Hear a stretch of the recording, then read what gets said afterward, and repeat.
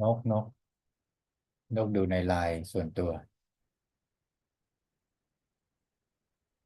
34 เชน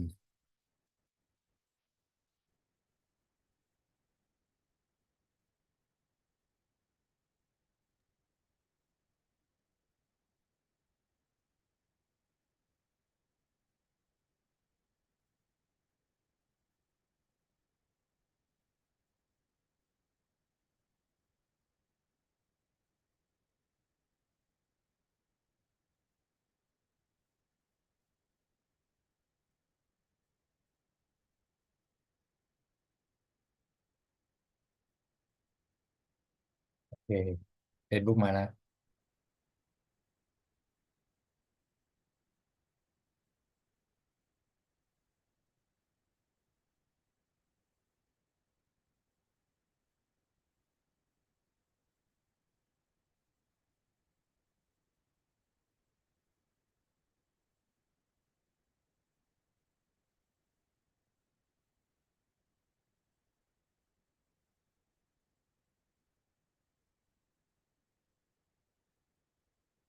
สวัสดีครับอาจารย์ครับผมครับผม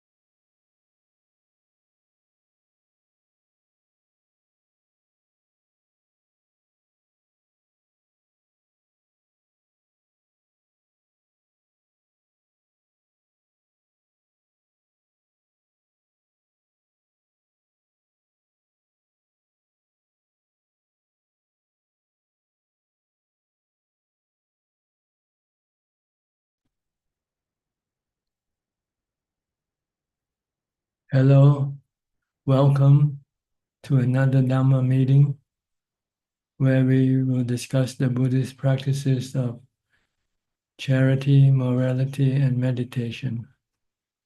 Everyone who is interested is welcome to join. And our first participant for today is Claudia Schwiener. Hi, Claudia. I hope you sound okay. Can you speak? Cannot hear you again. I'm not sure what's wrong.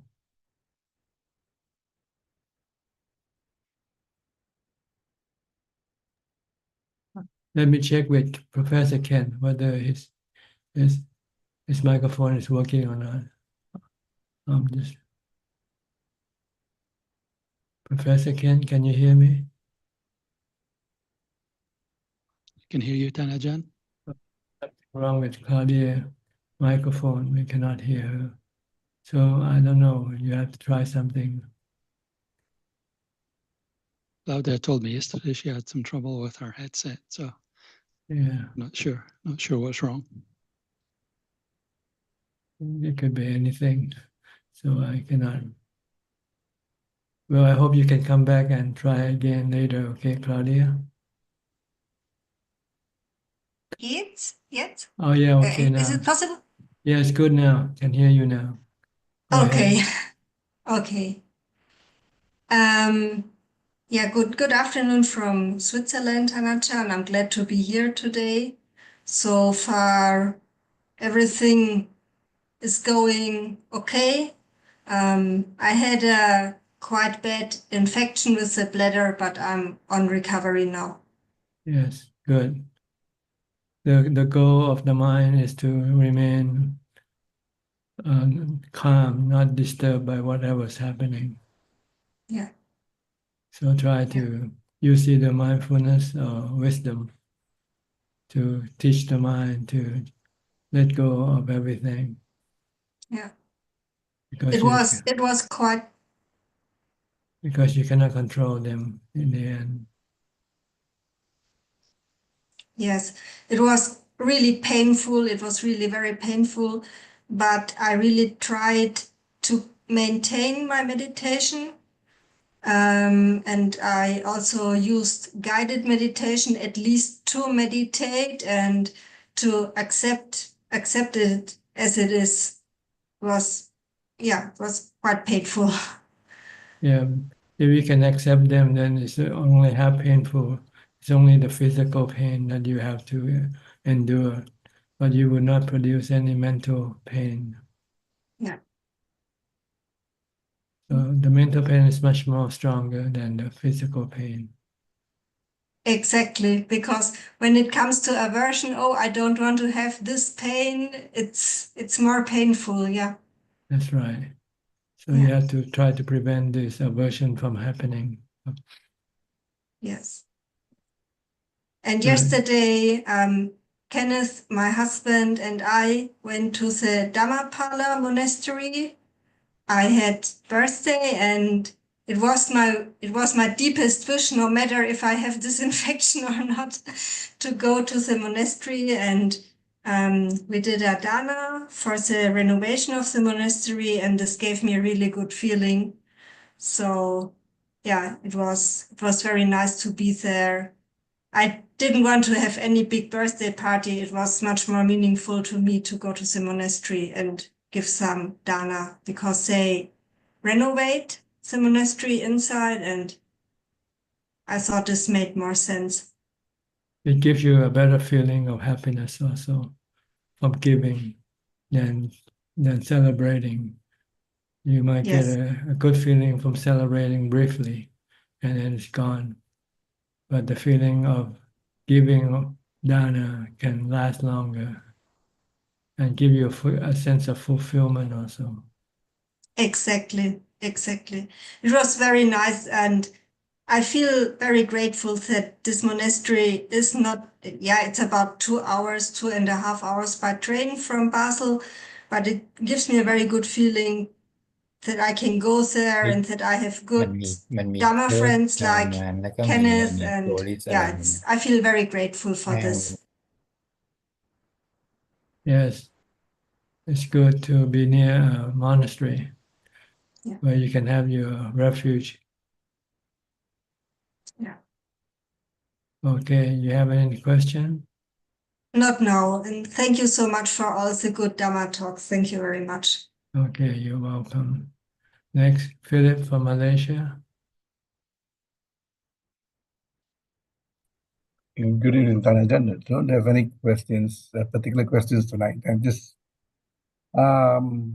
with my practice, there's a slight agitation in my sitting, but I think that's because I've been traveling for work the last 2 weeks, so nothing to be concerned. Now I understand why you don't want to move from a particular spot.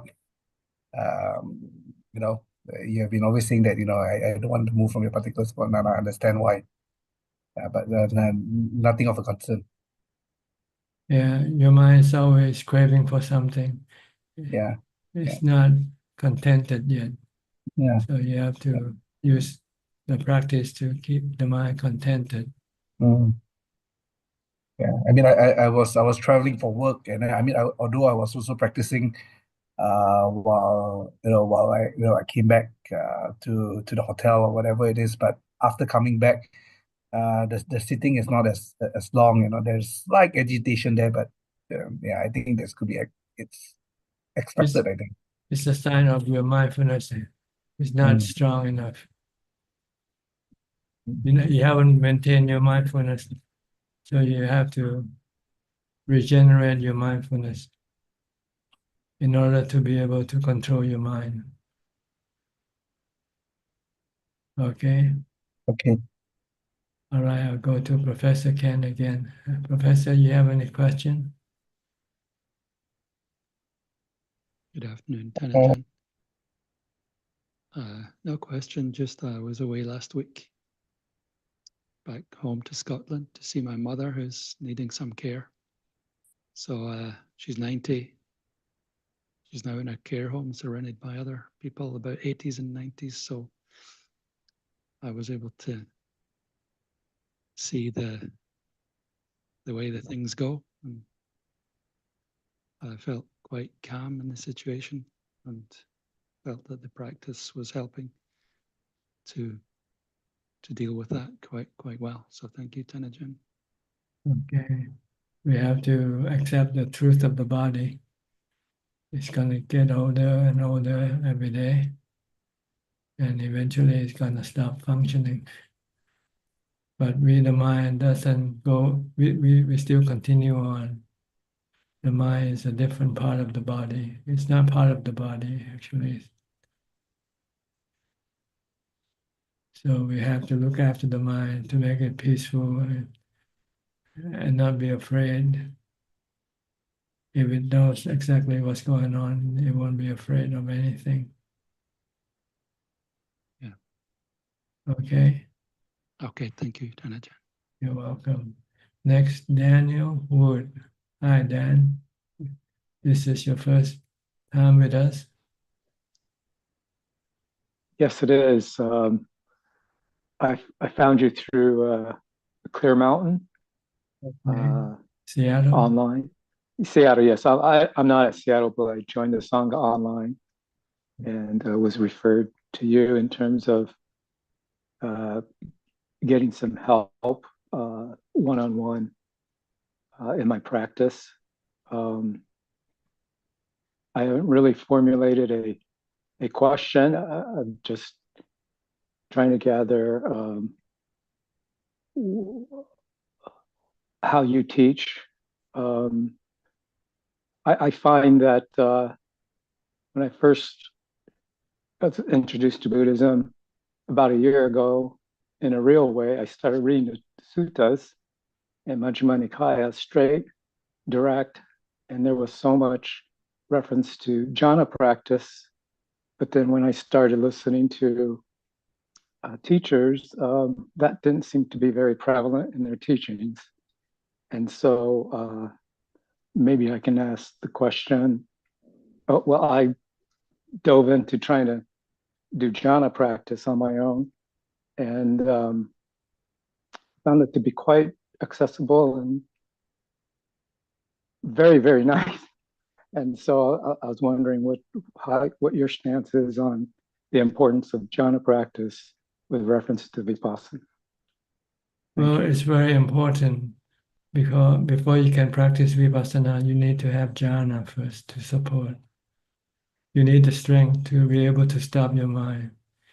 When you study vipassana, you'll see that the cause of your dukkha comes from your cravings. And you have to stop your craving when they come up if you don't want to have any suffering. But if you don't have jhana, you won't have the strength to stop your cravings. So thank you. Jhana is very important. But before you can get to jhana, you need mindfulness. You have to develop mindfulness all day long, from the time you get up to the time you go to sleep. Try to control your thoughts, stop thinking, keep your mind in the present. Don't let it go into the past or the future. Only thing when you really have to. And then when you have free time, just sit and meditate for jhana. Before you go to vipassana, you have to develop strong jhana first. Yes, that's been my sole practice. Well, in the efforting of jhana, mindfulness. Yes, that is where most of my effort is being put into. Trying to. I find that the mornings I've devoted all the morning to practice, but in the afternoon, as I do some work, my mindfulness waxes. It kind of subsides substantially. So that's where I have to do a lot of my effort. Yes. So mindfulness is the key for you to get to jhana. And how strong your jhana is depends on how strong your mindfulness is. Right. I don't think I'm quite getting into even the first jhana, but approaching it. There's a lot of sukha and pleasure there that I'm finding, and that really sustains the practice. Coming back to it and devoting a lot of time to it, in the mornings, and also reading and contemplating has been very, very helpful. But yes, mindfulness, you're absolutely right. I do not sustain that throughout the day. Yes, eventually you would want to do nothing but mindfulness because you Yeah. find that this is the most important factor in order to develop your mind toward freedom from suffering. Yes, yeah. It's starting to erode my draw to the world as I've really set up a life of reclusivity and minimize engagement with the world, but the mind is still wanting distraction and stimulation, especially in the afternoons. So yes, that is uh, that's where the struggle is. Because sensual pleasure is one of the Yes, hindrances, one of the well, five hindrances. entertainment is very Entertainment. difficult. Yes, Anything you know, sensual, anything that you observe through your sensual organs, your eyes, ears, nose, tongue, and body. especially the mind, documentaries and things of that nature, knowledge. I just love it. I'm an engineer, so Yeah. uh, yeah. But thank you. I appreciate it. Yeah. If you want to advance in your meditation, you have to give up those sensual activities. So there's a trade-off, You have to give up one thing in order to get another thing. To get something better. Yeah. Yes. Like, Yes. like the story about the tea cup containing old tea. If you want new tea, you have to throw away your old tea in the cup. That's right. That's right. And That's right. Yeah, it's crazy how the mind works. I know this, and when I do it, I'm always happy, but and there's some struggle in the evening, in the night. There's no struggle in the morning, but certainly in the evenings after I've been actively using my mind. yes, it will be your goal. Your next goal is to be able to practice in the afternoon also. Yes, yes. Thank you. Thank you. Okay. Anything else? I think that's it for now, but I appreciate all the input. Thank you. You want to know anything about vipassana or wisdom? Sure, whatever you have to offer, I would love to hear it. Well, wisdom or vipassana is to study the nature of things that closest to you, that you're attached to, that they are all impermanent, that one day you want to have to lose them all, whether it's external possession or whether it's your body, your feelings, your emotion. These are all changing, that you cannot cling to them and expect them to give you happiness all the time. Sometimes they change from good to bad. Sometimes you have good feeling, sometimes you have bad feeling. Sometimes you have painful feeling, sometimes you have pleasant feeling. And this is something that you have to learn to cope with, to accept them for equally, not to have any aversion or attraction toward them. You need equanimity to do this, equanimity from the fourth jhana, to be able just to be merely observing or knowing and not reacting to all the things that keep changing around you, inside you, your body, everything keep changing. Yes. Yeah, I think the struggle is in those moments where I could be drawn to mental stimulation in terms of entertainment or documentaries or just knowledge. There is there is this temporary cessation of that desire, um, but there is the ignorance of not seeing that it's only temporary and ultimately uh, leading away from liberation. I acknowledge that it's just difficult, sometimes in those moments. Yes, not to attach to them and not to indulge in them. It's better to have nothing, enjoy, be with emptiness. Emptiness is the real thing. So for the advanced practitioner, is a lifestyle such that whenever there is free time, which pretty much can be anything if one is retired, they're constantly in meditation? Is that the lifestyle that one would adopt? Yes, basically, you would not want to deal with anything or anybody. You want to be able to exist without having to rely on anything, even your own body. Okay, so there's really no room for entertainment of any sort. Once you have jhana, you don't need any entertainment. You have Yeah, well, that's you have true. better form of entertainment. Yeah, yeah. That's why you need to develop jhana first, in order for you to be able to give up all other entertainment. And what about interacting with friends that are not on the path? I feel an obligation. There is not a desire to, but I feel an obligation to because it Well, makes them happy. if you can make them happy, sure, you can always interact with them. But if they're not interested in what you have to offer, then you have to stop interacting with them. Oh, okay. Yes, I've introduced it to. I only have a couple of friends, but they're really not interested. Yeah. So yeah, I hate to say, well, I can't interact with you. I suppose there's a wise way of saying that. That's not so It's not harsh.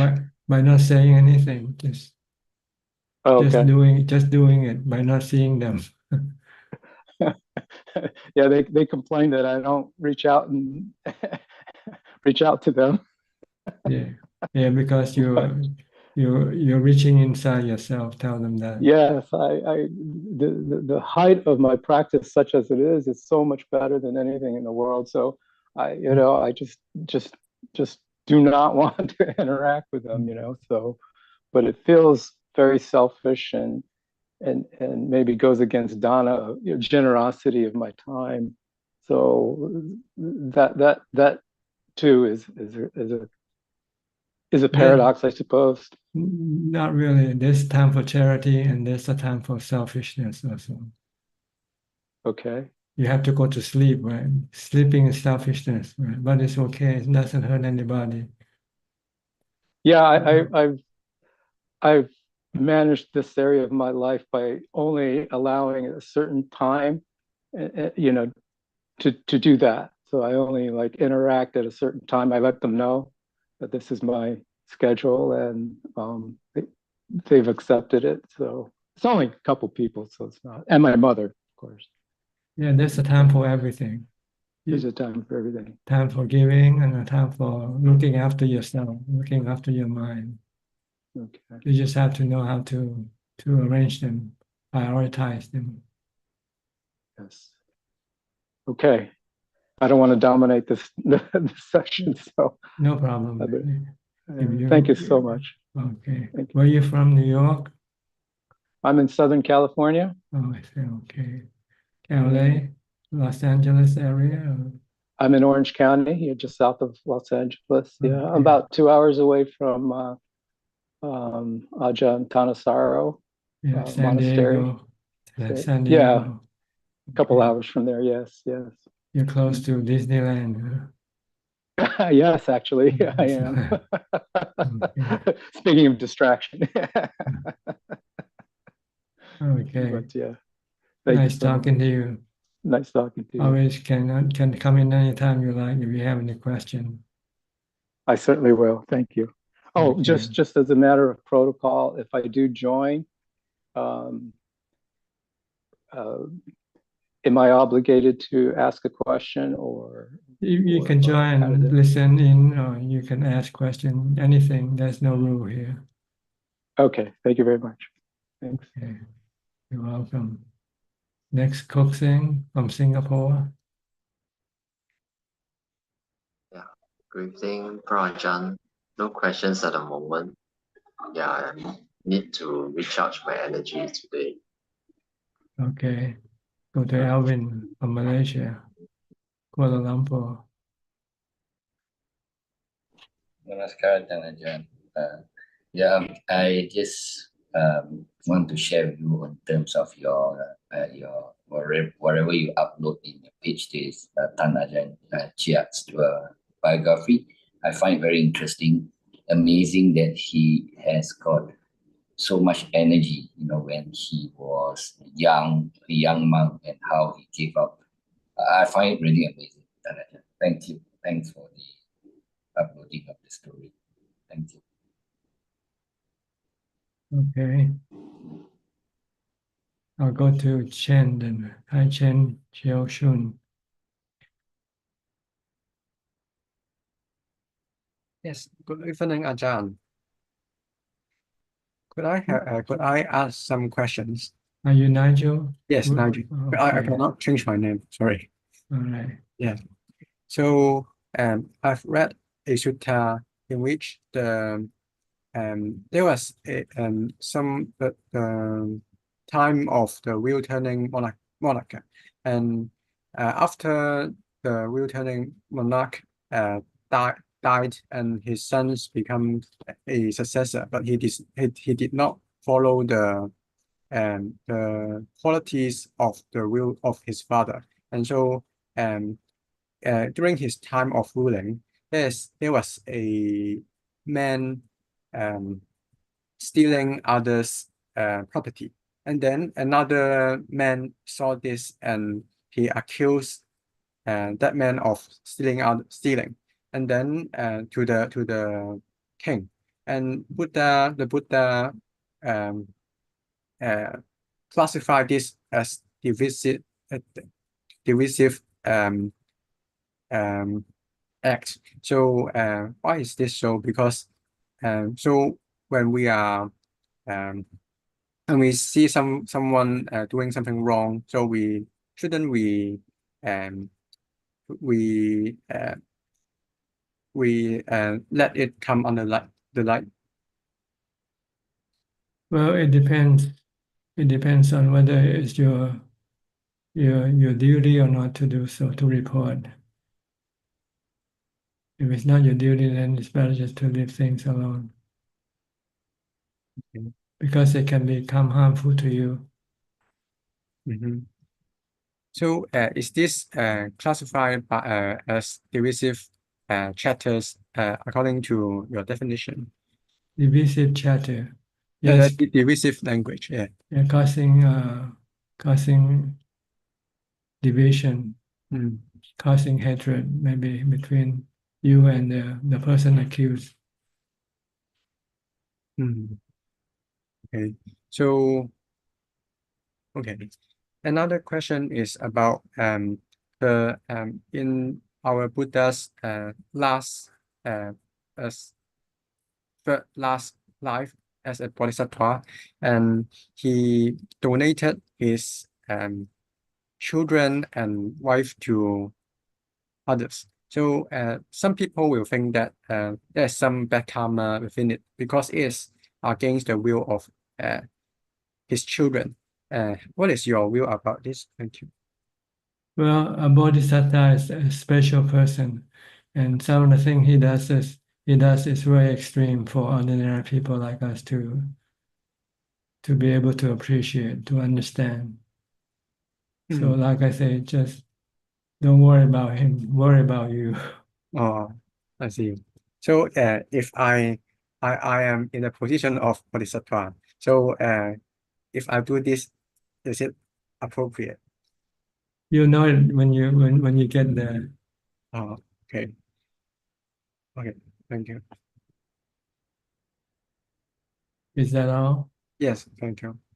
Okay. I think you should be more concerned about what's happening to you now rather than about other people. Can you calm your mind? Can you keep your mind from thinking? This is more important. Can you find happiness within yourself yet?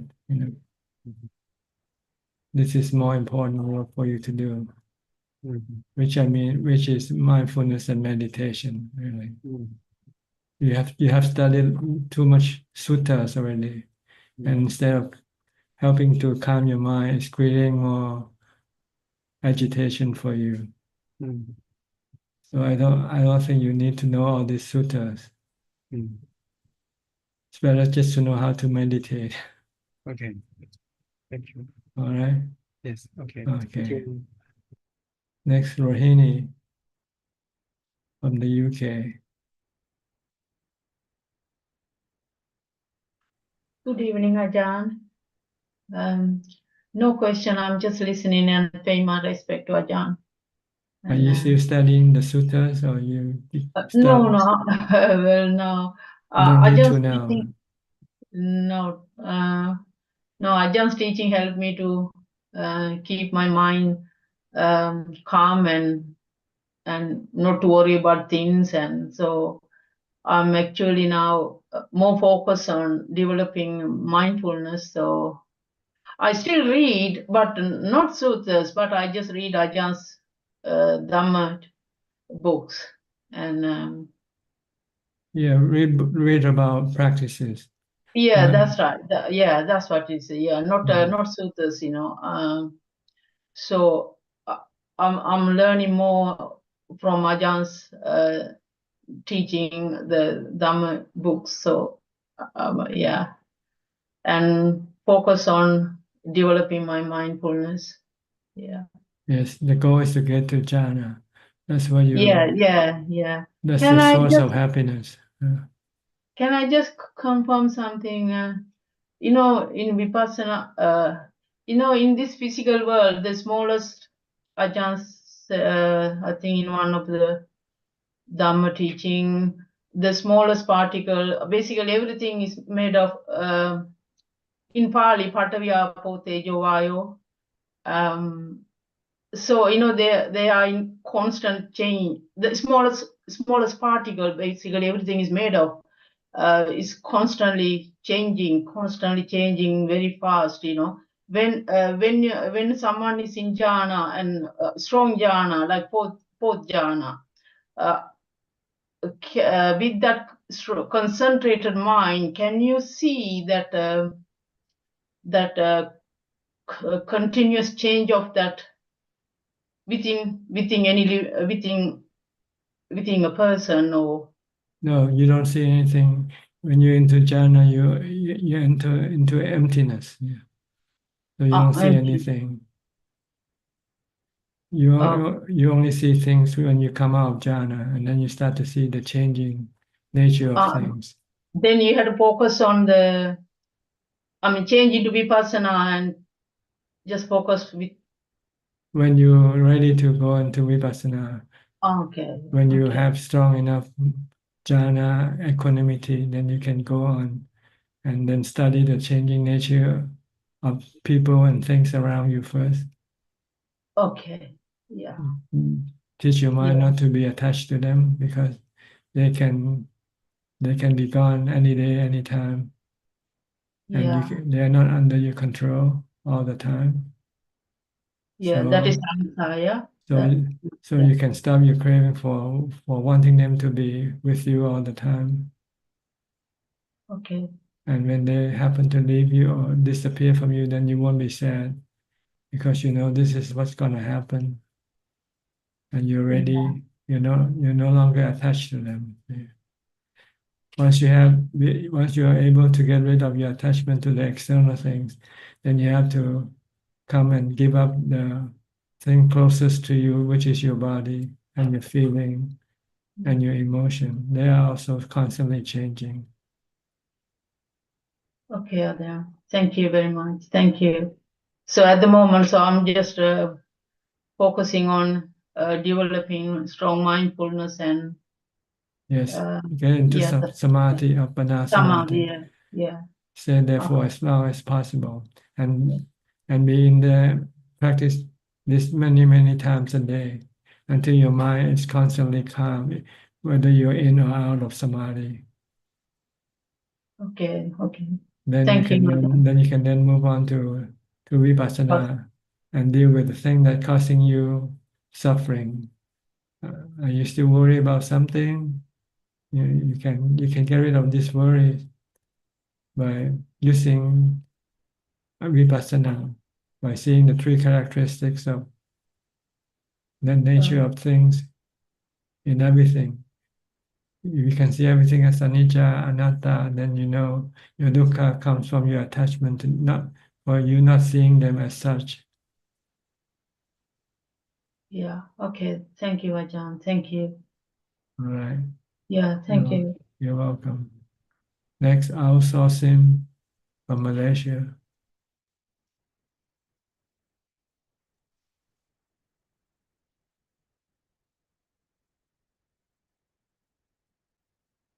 Turn on your microphone. Good evening, Tan Ajaan. I still Yes. carry on my self-retreat at home. Uh, Then on Friday, I did the 6-hour same spot meditation.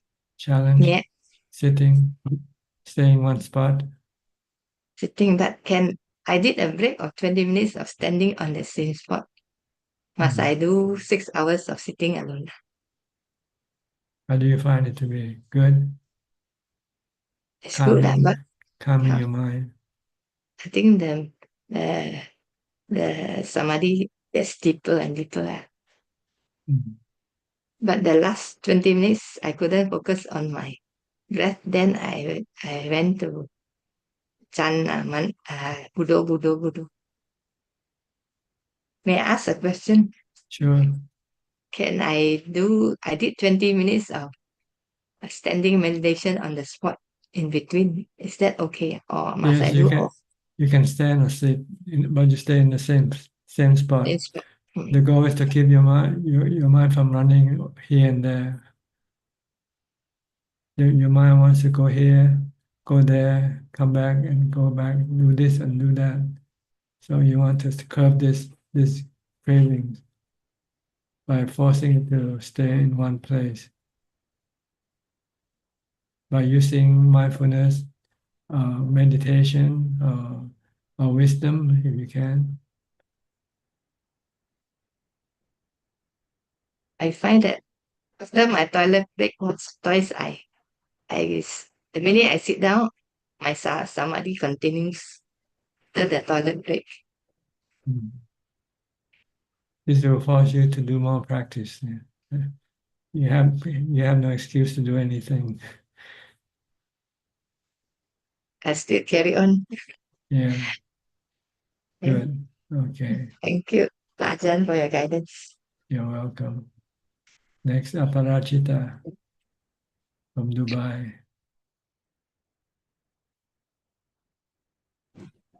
Good evening, Prajan.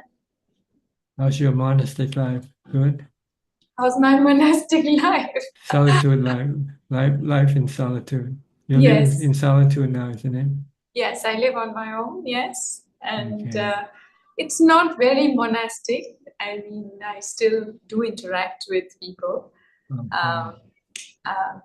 I'm trying to just eat one meal a day because I'm actually finding it quite healthy. So it makes me feel lighter. Yeah. Yeah. But it also brought up something which I hadn't experienced before, which was like a hunger out of agitation. Because like I knew in the evening, I was like a bit like distracted and I really wanted to eat something. So I guess I hadn't experienced that before. But it was an interesting thing to watch. Yeah, you have to deal with it by meditation if you can. Yes. Meditate. Yeah, so I didn't deal with it through meditation the first day or so because I was like, okay, just let me drink some green tea. That's what I did. But then I realized that that's a pattern. So I'm trying, but it's something I've recognized, which I don't think I had felt before. I thought I was okay with food. I can go without food. But when there's a restriction, it's the mind plays up. Yes. Good. So, Good to contain your defilement in any way you can. Yes, so that was one. But other than that, yes, I'm just because our goal is to get rid of all the defilement. It's the Yes. defilement that's causing us all the trouble. Yes. So once there are no defilement, then your mind will be peaceful and contented. And Rajan, I guess these defilements they only get eroded through time and consistent practice, right? They get eroded by not doing them. Feeling. When not doing them, every time they want to have a cup of tea, you just stop not say doing no. it, then say no until eventually it will come back. Because it knows that you cannot get it anywhere, because every time you tell it, you say no. Right, right. And so that first no will be like this thing, and then slowly it will calm down. But to make it permanent, you need to look at it with wisdom that Right. drinking this tea is like being addicted to them. And when you want to drink, and if you cannot drink, it can cause you suffering, mental suffering. So if you don't want to have any mental suffering from drinking the tea, then stop drinking it, because the tea is not permanent. Sometimes you might be able to have it, and sometimes you might not be able to have it. So if you see the three characteristics in a tea, then you say, oh, it's better not to rely on the tea to give you pleasure. Okay. And then you can stop it permanently this way. You have to see the suffering inherent in drinking tea. Mm. It's like another form of addiction, really. That's what it is. Yeah. You're addicted to it. See? Yeah. And when you want to drink and you cannot get it, then you have suffering. So I'm kind of overtaken by that, whatever that, not Yeah. getting what I want problem. That's right. Yeah. Yes. So try to strike down all the things that you want, because they can cause you unhappiness or suffering when you cannot get them. So when I feel it, I must contemplate, is it really worthy of wanting? What's the flip side? Like, Yeah, that's right. What's the dark side? what's the dark side? Okay. Yeah. Everything is like addiction. Everything. Once you have it, you want to keep having it all the time. And then one day you might not be able to get it. Then that's when the dark side comes out. Right? So it's like, So it's better not to be relying on anything to make you happy.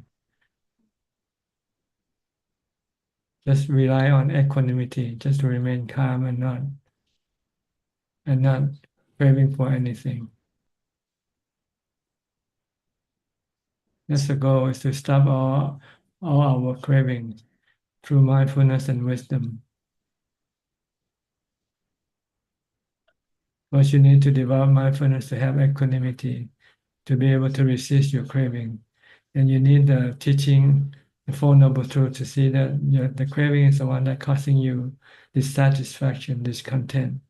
And regardless of how much you crave, what you get, how much you get, you will not ever be satisfied. You're keeping craving for more and more. So the only way to to get rid of craving is to stop craving, not to do what craving asks you to do.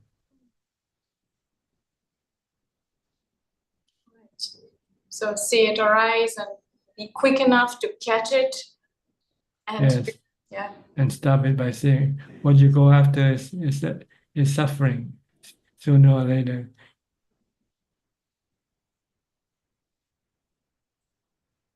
So on that note, then, obviously, I do give into many cravings. So is it a good thing to then look back and say, okay, I know I gave into that craving then. Like, does that help? It helps tell you that you keep on continuing with your cravings. Right. Your craving doesn't bring you any satisfaction. or contentment. You keep want to crave for more and more. You have this cup of tea today, and tomorrow you want another cup, and the next day you want another cup. If you stop, then when you stop craving today, not taking another cup of tea, then tomorrow the strength of your craving become less and less, and eventually you don't even feel anything, any need for the tea anymore.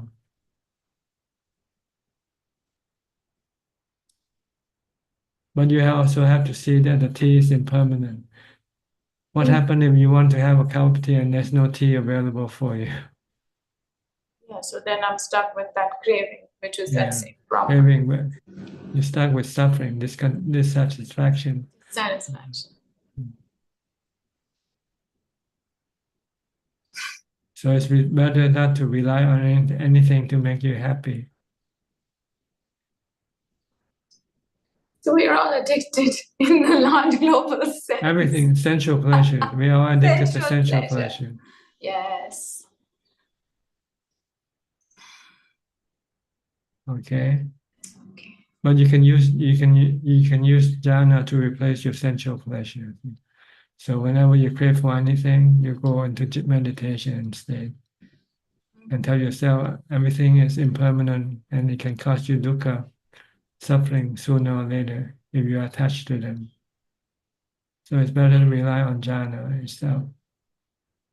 Jhana, you can always have it all the time once you know how to get there.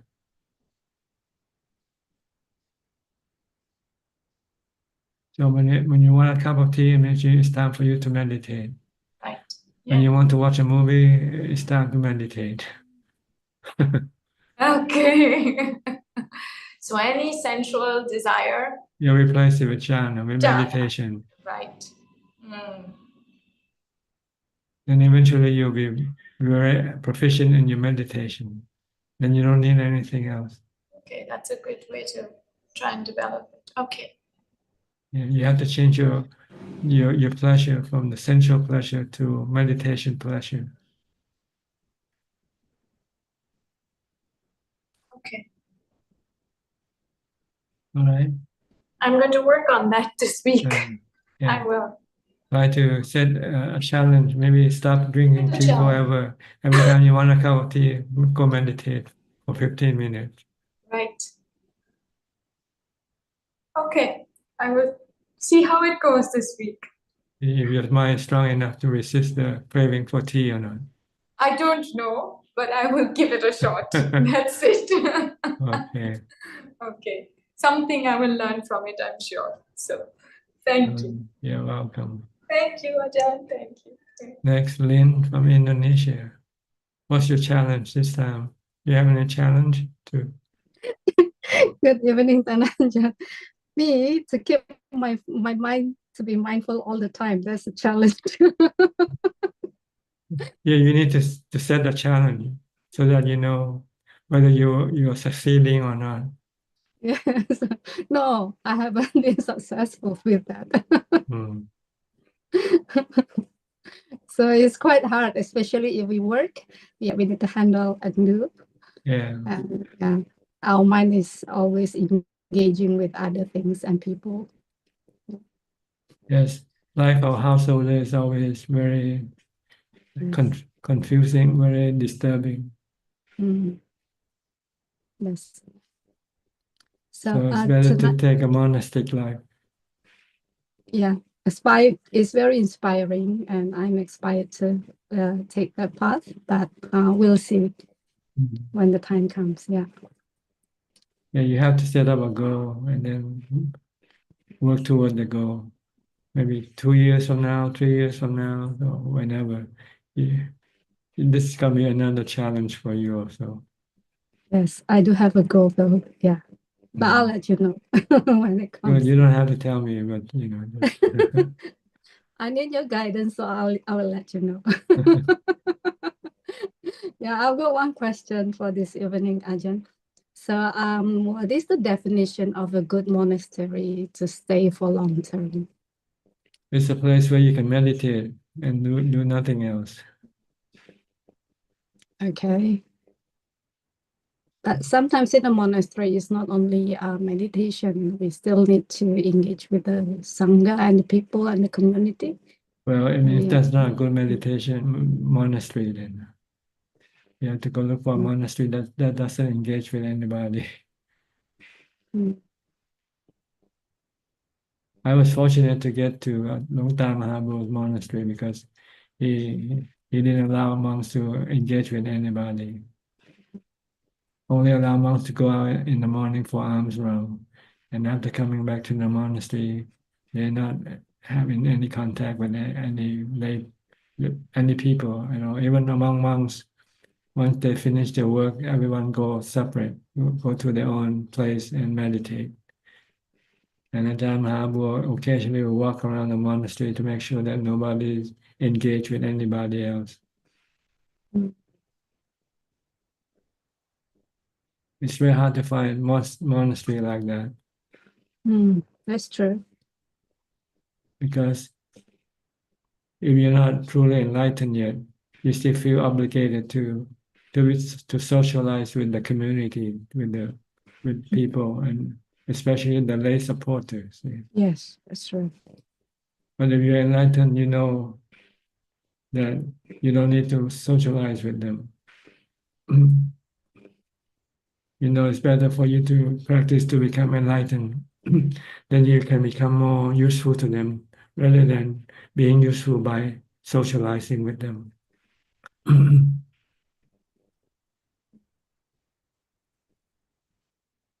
So look for monastery in which they support or engage, encourage you to live in seclusion.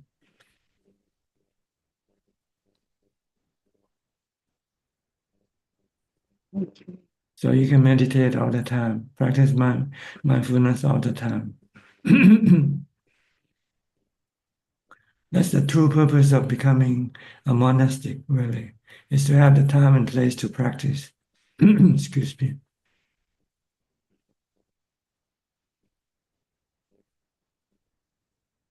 I noticed that some people, they practice as a hermit. So is it better to practice as a hermit or as part of a sangha? Yeah. Well, see, practice alone is not enough. You need teaching also.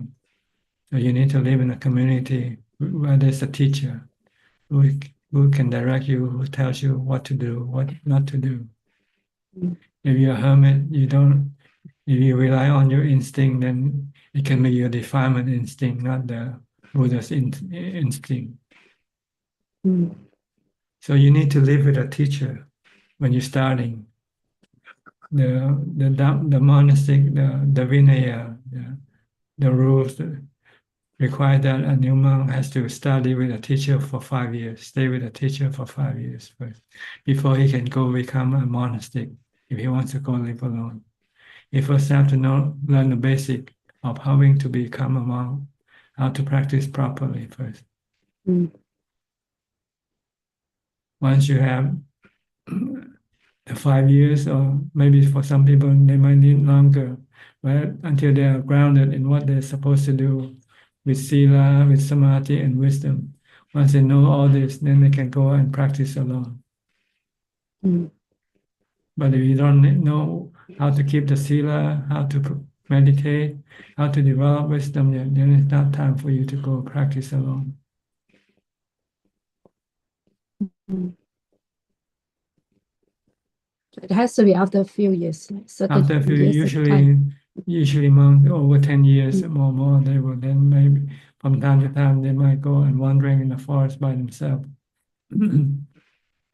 for the purpose of having real seclusion and also having real danger, to instill some fear and some dukkha in their mind, so that they will then have to use Dhamma to suppress this fear or dukkha.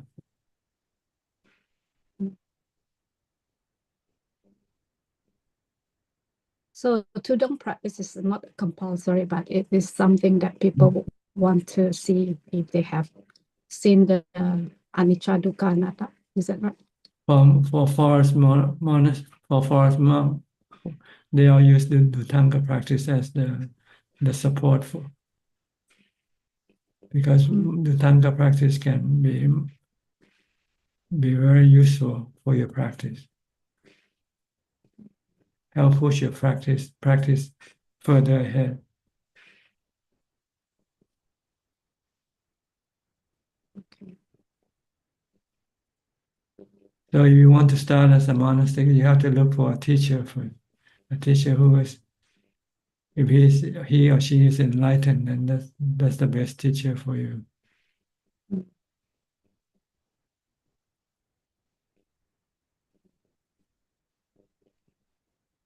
But sometimes it's hard to know that if the teacher is enlightened or not. Well, you have to study. You have to, there are ways to learn which one is which, by just asking, talking to people who know these teachers. They can confirm which teacher is good, which teacher is not so good. It takes time for you.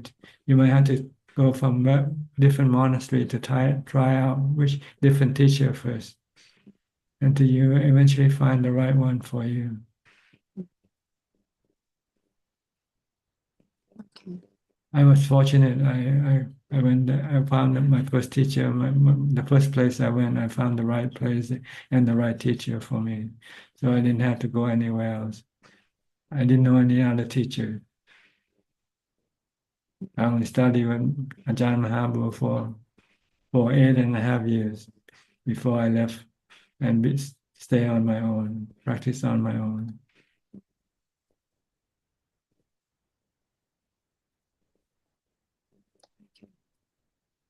Okay. Okay. Thank you very much, Tanajan, for your But guidance. first, you need the community of the Sangha to support your development. Mm. Sangha, I mean enlightened Sangha, not just ordinary Sangha. So the bigger the Sangha is, the better. Not the bigger, but the higher attainment is the better. If you can find an Arahant, it's better than having an Anagami as your teacher. Mm. But you only need one, really.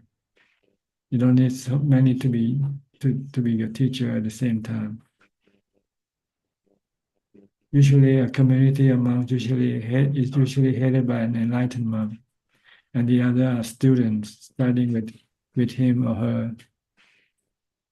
Mm-hmm. Okay. Okay. All right. Thank You're you. Very welcome. clear explanation. Thank you so much, Ajahn. All right. Next, Gary from Singapore.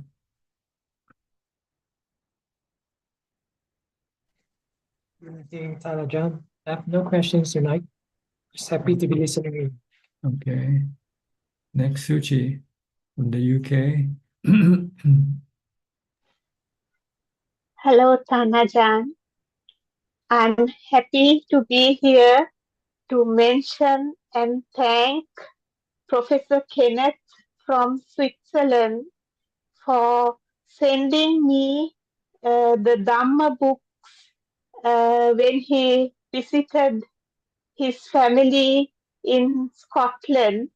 He posted them to me in spite of all his busy schedule attending to his mother. So thank you so much. I really appreciate it. And it brought me great joy and peace, like he wrote. It was arranged by Czech in Canada, and it was requested by my good friend Indira, also from Canada. Thank you for the Dhammadana. You're welcome. I have no questions. My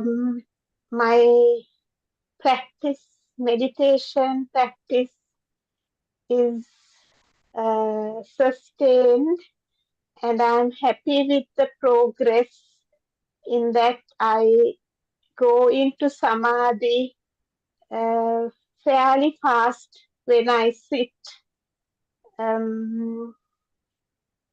So Good, yeah, very good. Try to do as much samadhi as you can. The more, the better. Try to yes, stop Tahaja. relying on entertainment or sensual pleasure and switch to meditation for pleasure instead. Okay? Because you can Yes, always have, once you know how to meditate, you can always have this pleasure from meditation. But if you rely on other things, sometimes they're not always there for you.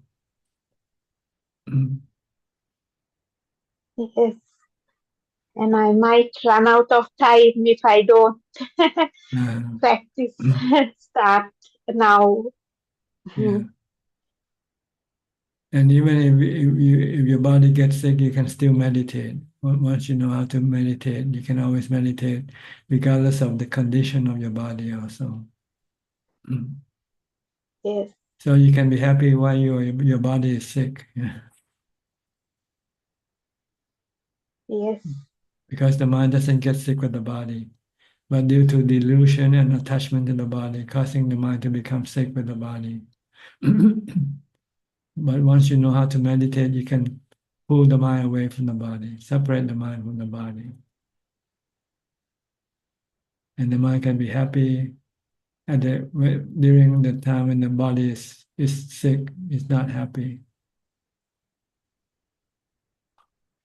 So try to practice as much as possible because you'll need it one day in the future. When you cannot have any other source of happiness, then you can rely on this meditation as your source of happiness. yes, Because everything yes, is anicca. Okay. yes, Tahaja. Thank you. To Thank you, Tahaja. next, B. Ravin from Bangkok.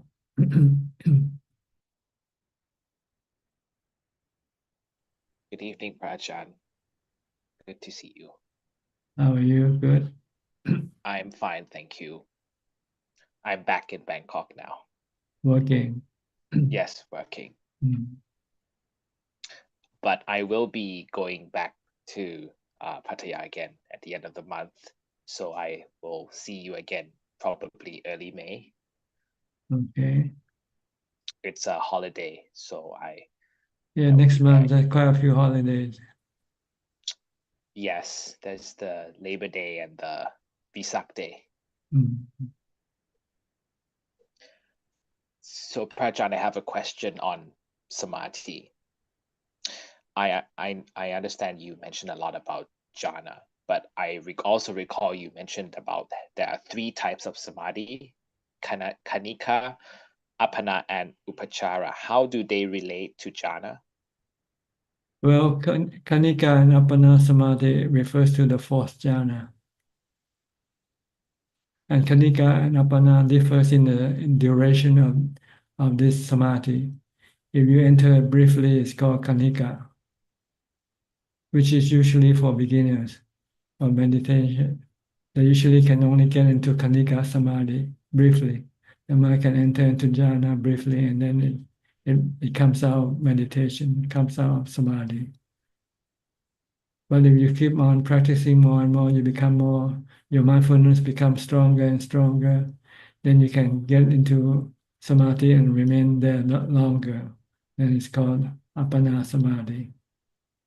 The third type of samadhi is upachara samadhi. This is the samadhi that once you enter into apana samadhi, you don't remain there.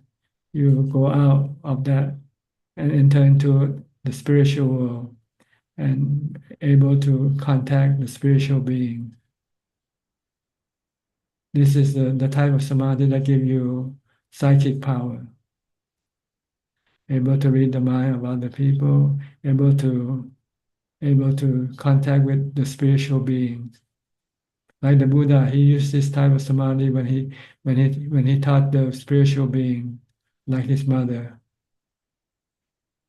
But this type of this type of samadhi isn't available to everybody.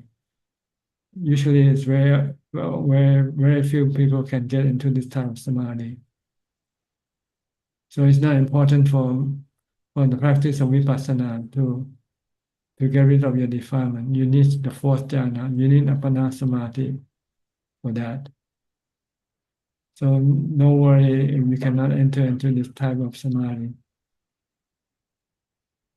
It's something that you might have already established or developed in your past lives. So when you enter into appana samadhi, then your mind can then go into this type of samadhi right away. If your mind doesn't go, then it's okay, no problem. It's safer not to go because you can become delusion, you can become deceived by this psychic power, the thing that is greater than vipassana.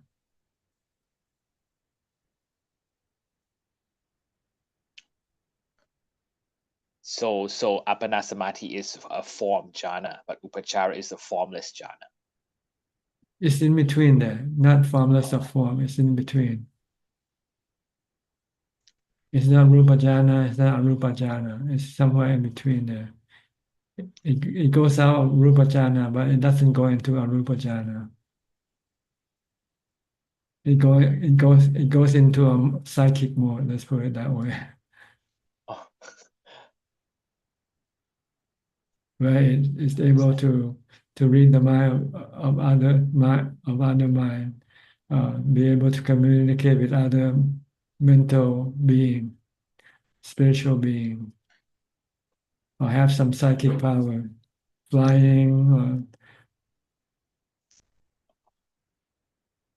So it is not necessary to achieve. No, not at all. And it can be a distraction if you don't have a good teacher to warn you and to remind you not to get involved with this type of samadhi yet. It's only good after you have become enlightened, then you can use it as a tool to help other beings. Like teaching the spiritual being, you need to have this type of samadhi. And from what I heard, only about 5% of meditators are able to enter into this type of samadhi.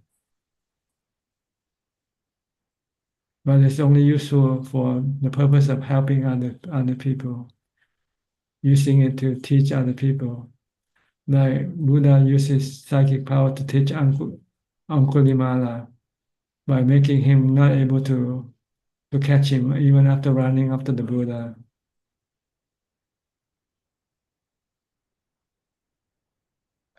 Oh yes, I remember the story where Angulimala wanted to kill the Buddha, but then the Yeah. Buddha taught him, and then he turned into an arahant.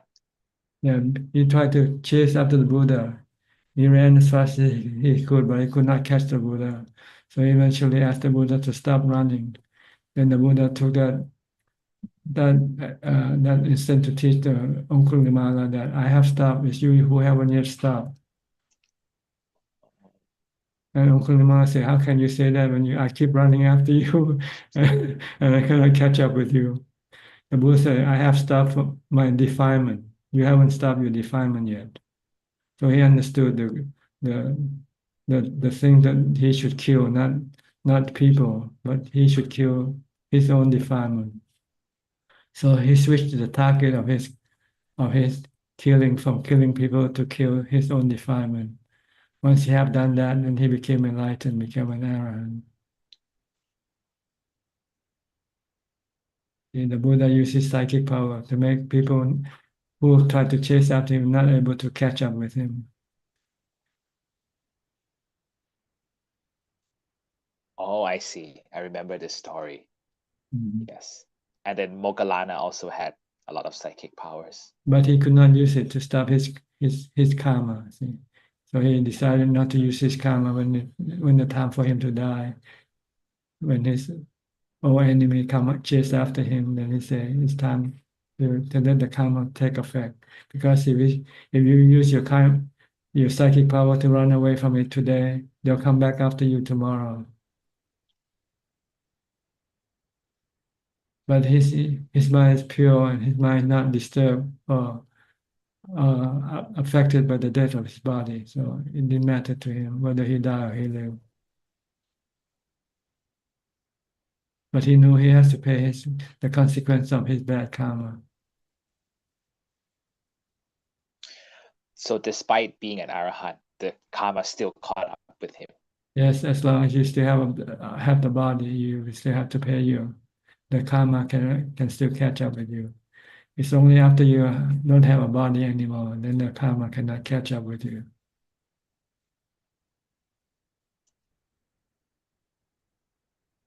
Okay, understood. Okay. Yes, Is that Raja. all? That's all for now. Thank you. Okay. Satu. Go to Justine. Hi, Justine. Good evening, Ajaan. Yes, are you in California or are you in Canada? I'm in California right now. Okay. So since last week, you told me to mix the food and reduce the pleasant feelings of eating. I tried that and I find it's useful. And also I find that by keeping the heart inside, I'm not so much craving for sensual pleasure. So that's very important. And when I practice outside on a hot day, if there's a breeze, should we let go of that pleasant feeling, seeing it as impermanent, or is it okay to feel relief by that pleasant feeling which arises spontaneously? Just don't react. Just merely know them for what they are. Don't indulge. Don't react. Just know that okay, it's a relief, but it's okay if it doesn't happen. Also, just to merely acknowledging, merely knowing, without having any reaction toward them. But the mind seems to, react to that like spontaneously. That's because you haven't yet reached the fourth jhana, equanimity. That's why you have to practice until you have equanimity. Then you will then remain non-reacting. Okay. Okay, and about spending time in a monastery, if being a monastic, do you think it's necessarily the case that we have to deal with other people, if it's a big sangha, or is it better to actually practice on your own because there are less people to deal with? Well, to be able to join a community of sangha will free you from the worry of supporting yourself with the four requisites. Yeah. If you live practice alone, then you have to have some source of revenue, right? Income to keep supporting you. But how long can you have this revenue to support you? But if you enter into the community of Sangha, like me, I don't have to worry about having any income at all for the rest of my life. So it's better to join a community if you can, if you have to, if you think of long-term or permanent monastic life, then it's better to live with a sangha community, some form of community, because then you'll be supported for the rest of your life. As far as the four living requisite is concerned, then you won't have to worry about how much you have to save, how much you have to spend, and so forth. And then you can then devote all your time for meditation practice. When I was a layman, I also thought of practicing alone because I don't like to be in a community because there are rules and regulations you have to follow. See, but then I ran out of option. I had to join the community if I want. But then after I have joined, I find it very, very useful, very profitable to join a community.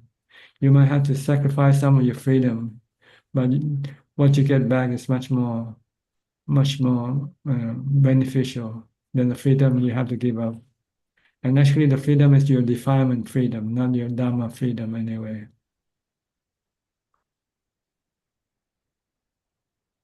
And you don't think there's a lot of like mental burden of having to deal with a lot of people every day? Well, you go to a monastery where there are very, very few people, maybe 4 or 5 people living in the monastery. You don't have to go to a big monastery with 10, 20, 100 people around you. There's small monastery in which you can stay with a teacher, a few monks, and maybe just a few nuns.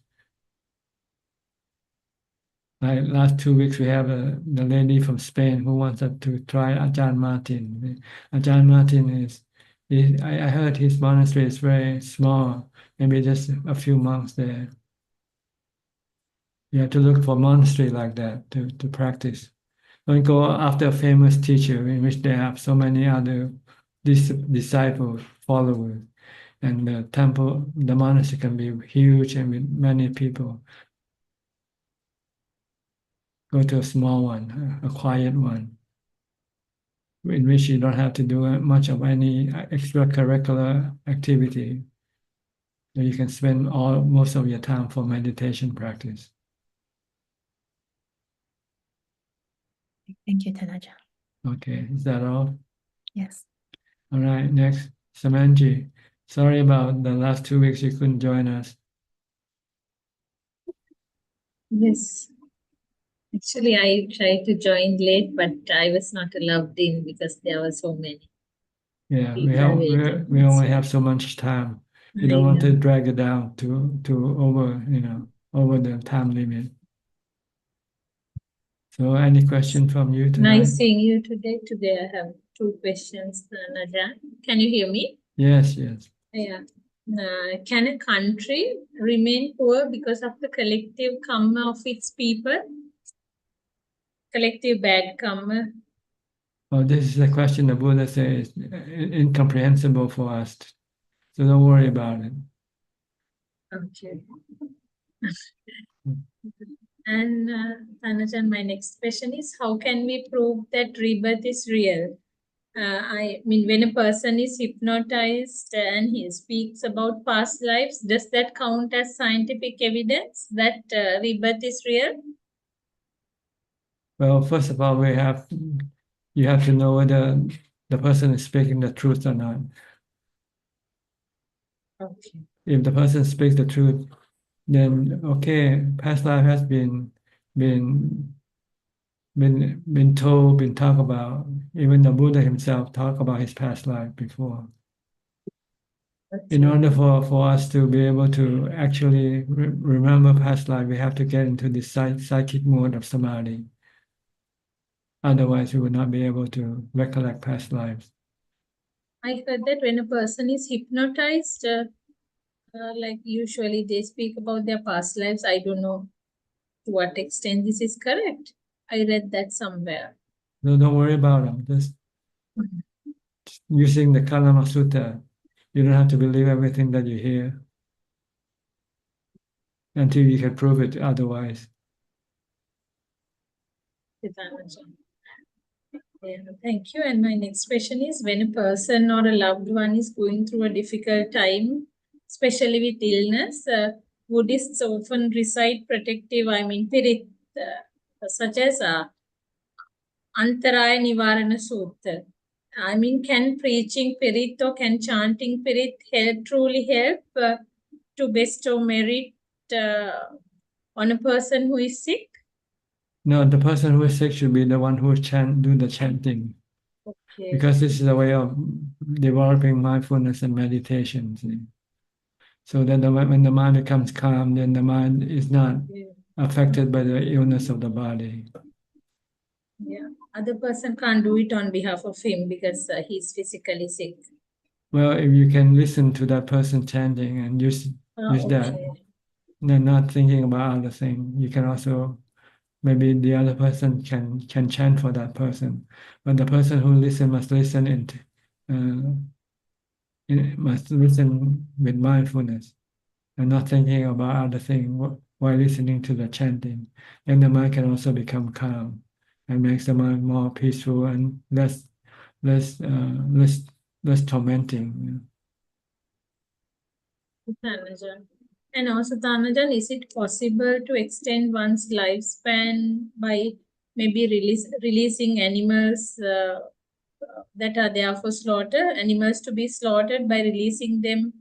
Is it possible to extend one's lifespan through the merit one gains from that?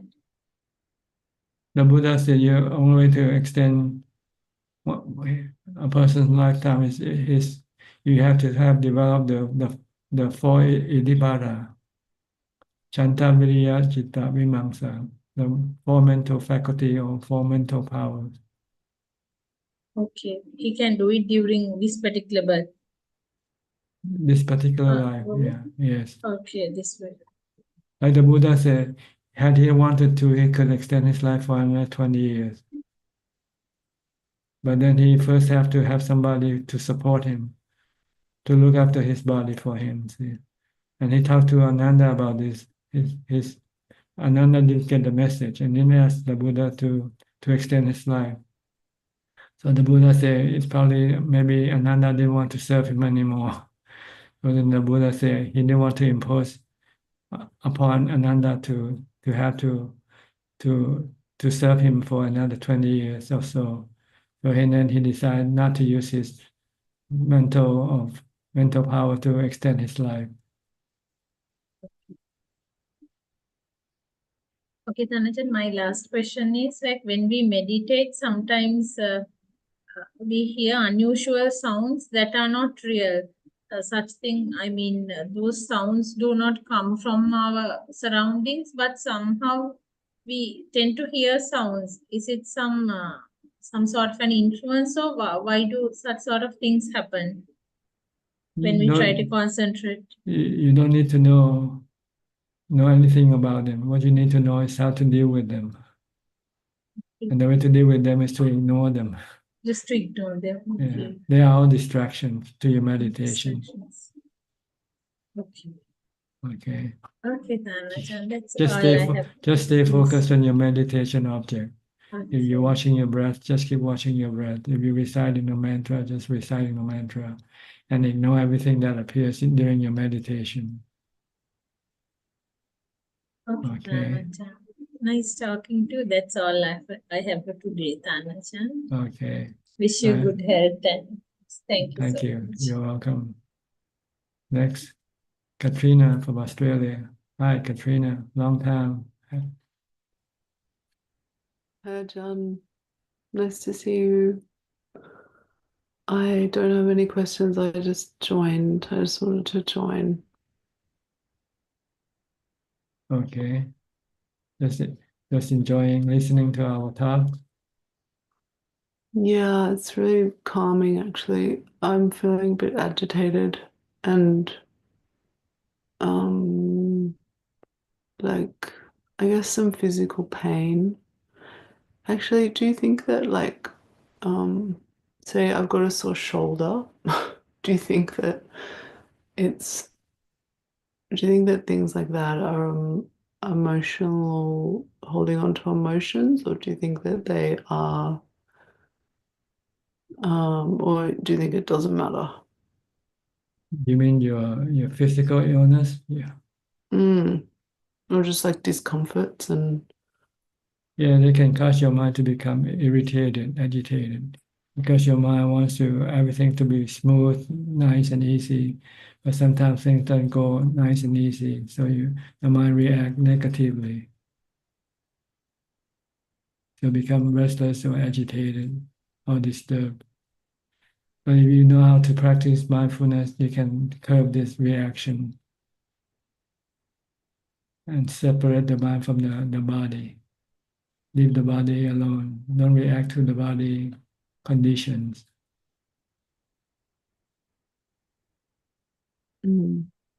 yeah, because I feel like if I did a meditation retreat for like 2 weeks or something, everything fixes in my body. That's right. So you need to do it all the time if you want to fix your body all the time. Okay. Thanks, Ajahn. Try to meditate every day. Every day, if you can, your meditation can help calm your mind and keep your mind more safe from pain, from disturbance, from agitation and restlessness. Okay. Yeah. All right. Nothing. No question. Huh? Okay. Good to see you. Thank you. You too. Next, Belinda from Singapore.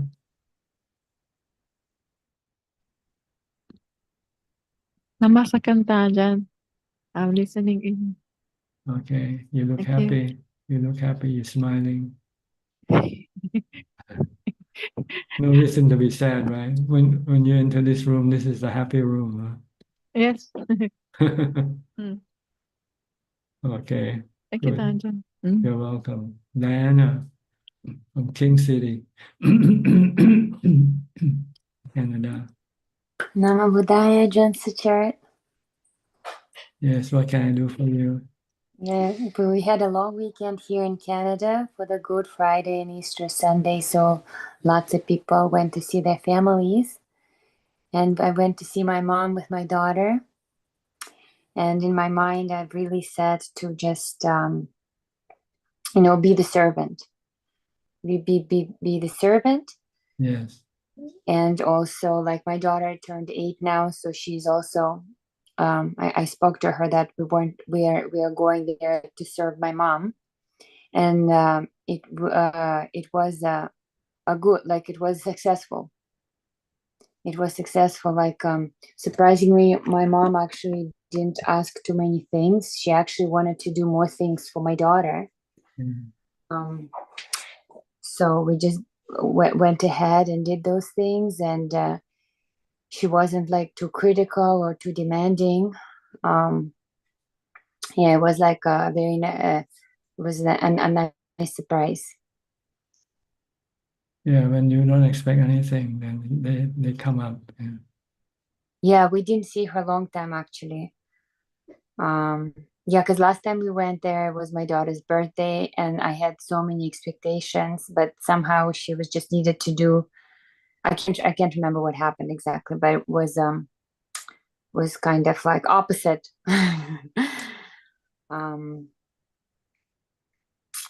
Yes, my mom is.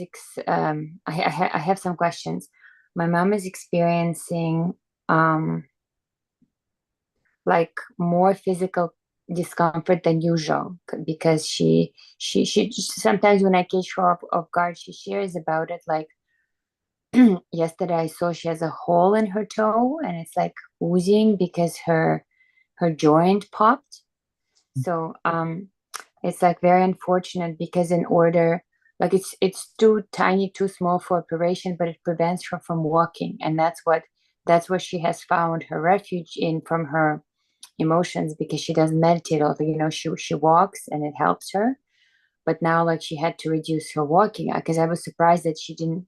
So she admitted that there was this hole in her toe and it was oozing water, and then it each time it is healed, she can't allow for it to be healed because the liquid has to have an opening to come out. So now she has to live with this pain because it's kind of like part of the aging.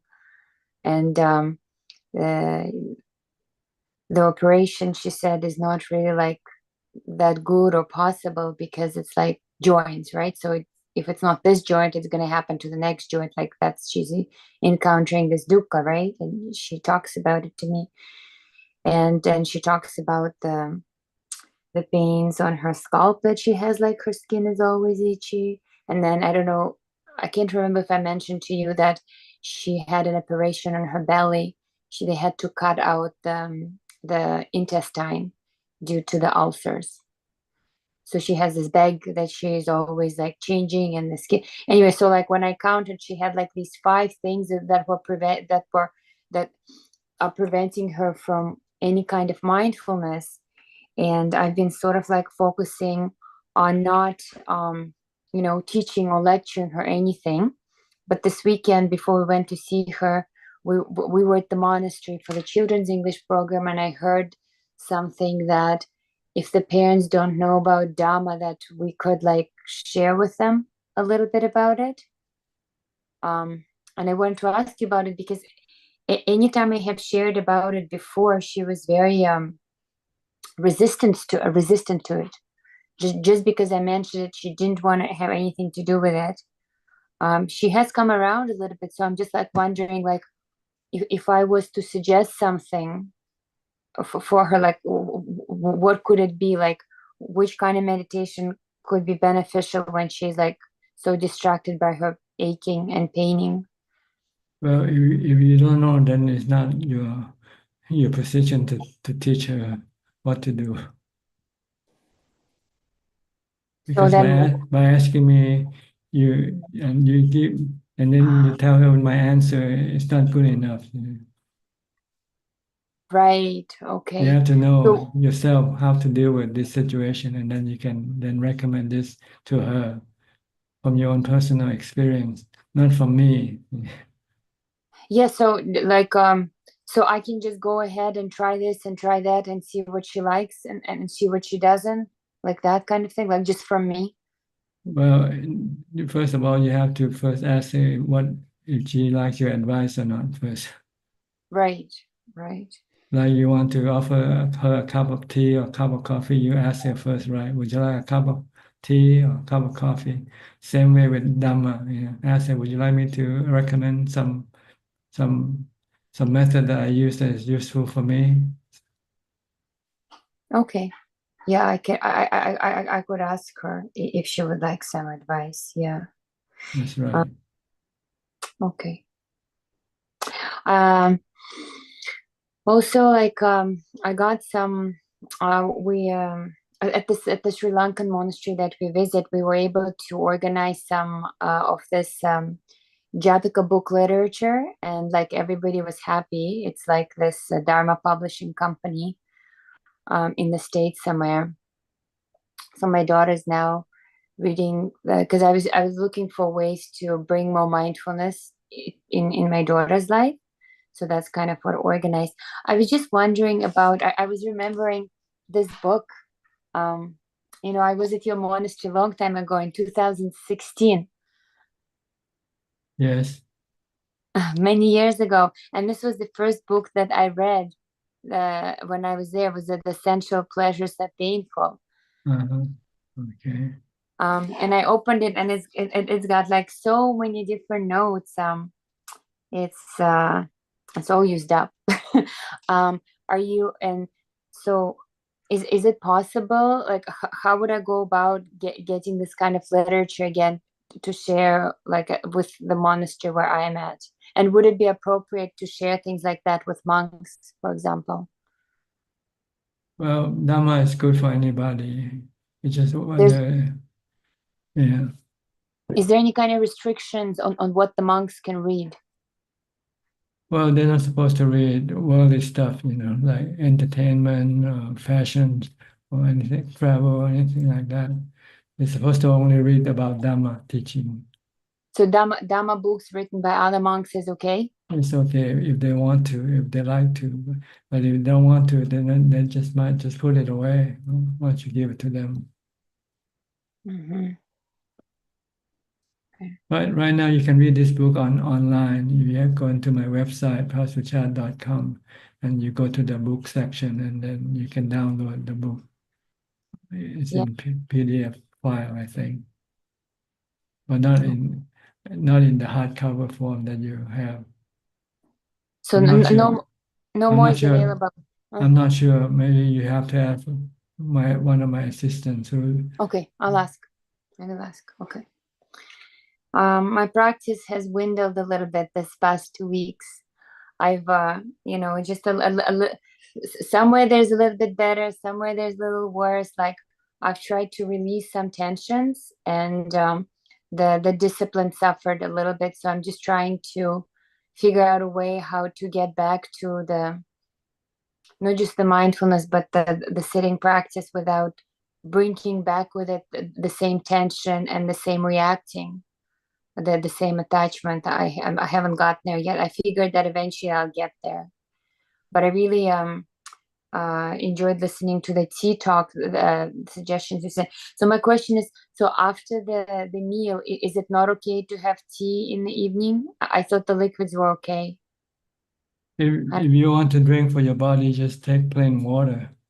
The taste of tea is essential pleasure. See? So it's a form of addiction. Yeah. What if it was like more for digestion? Well, Like it was medical yeah. reason. Yes, you can use it. Yeah, for Yeah. digestion. Well, if it's medical, if it's real, or you just try something you're trying to justify, I'm not sure. Sometimes when we like at the monastery have like heavy foods like rice and oils, then I also tend to crave the tea because I don't like the heavy feeling inside the stomach, to be honest. But usually when it's just me eating at home, my foods are more plainer and simpler, then I don't need the tea, to be honest. Yeah. So Okay. yeah, I'm sorry I missed you last week. I think a lot of people were in line and I missed my time in queue. Okay. Is that all for the question you have for today? I think I'm just distracted by reshuffling my schedule. I had some question about like I was very troubled with my work this past week, this past month actually, because I learned some things that were out of my control. And if I were to be on, but I think after listening to today's talk, I've realized that I just need to be just honest with the person and not be controlling so much, because I was trying to figure out how to I was somehow demoted in work, which I didn't know. And it's not very it's not based on actual facts, but I was caught up in whether to prove myself and talk and explain more, but then I pulled back and just tried to just accept it. So I did that, and now I wasn't really wanting to engage again, because each time I went to engage, I felt like a lot disturbed. So then I had to, yeah. So then I was stuck. I didn't know if I should engage and be disturbed or like stay mindful and peaceful. So now I stayed mindful and peaceful, but the issue hasn't been resolved, and I have to decide it today. Well, which is better? Mindful Peaceful? and peaceful. Okay. All right. But it's difficult, because that means I just have to be releasing the position, and then maybe opening up the space for another position that would be more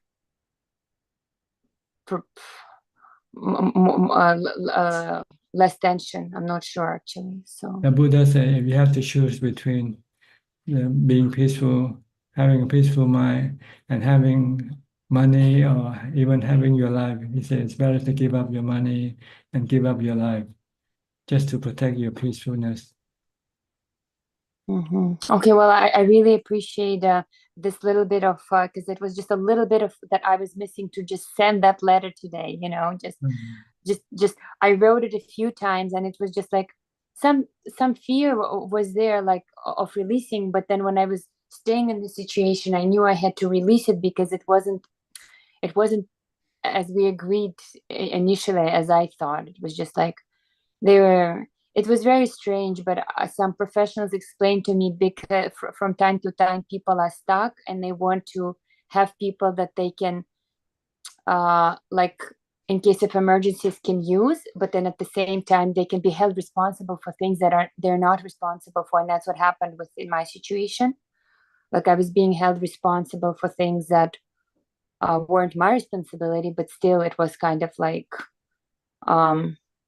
suggested over and over. So then all I can do is leave, because like otherwise I'm just staying in that situation, and then they could blame me for some accident or something like that.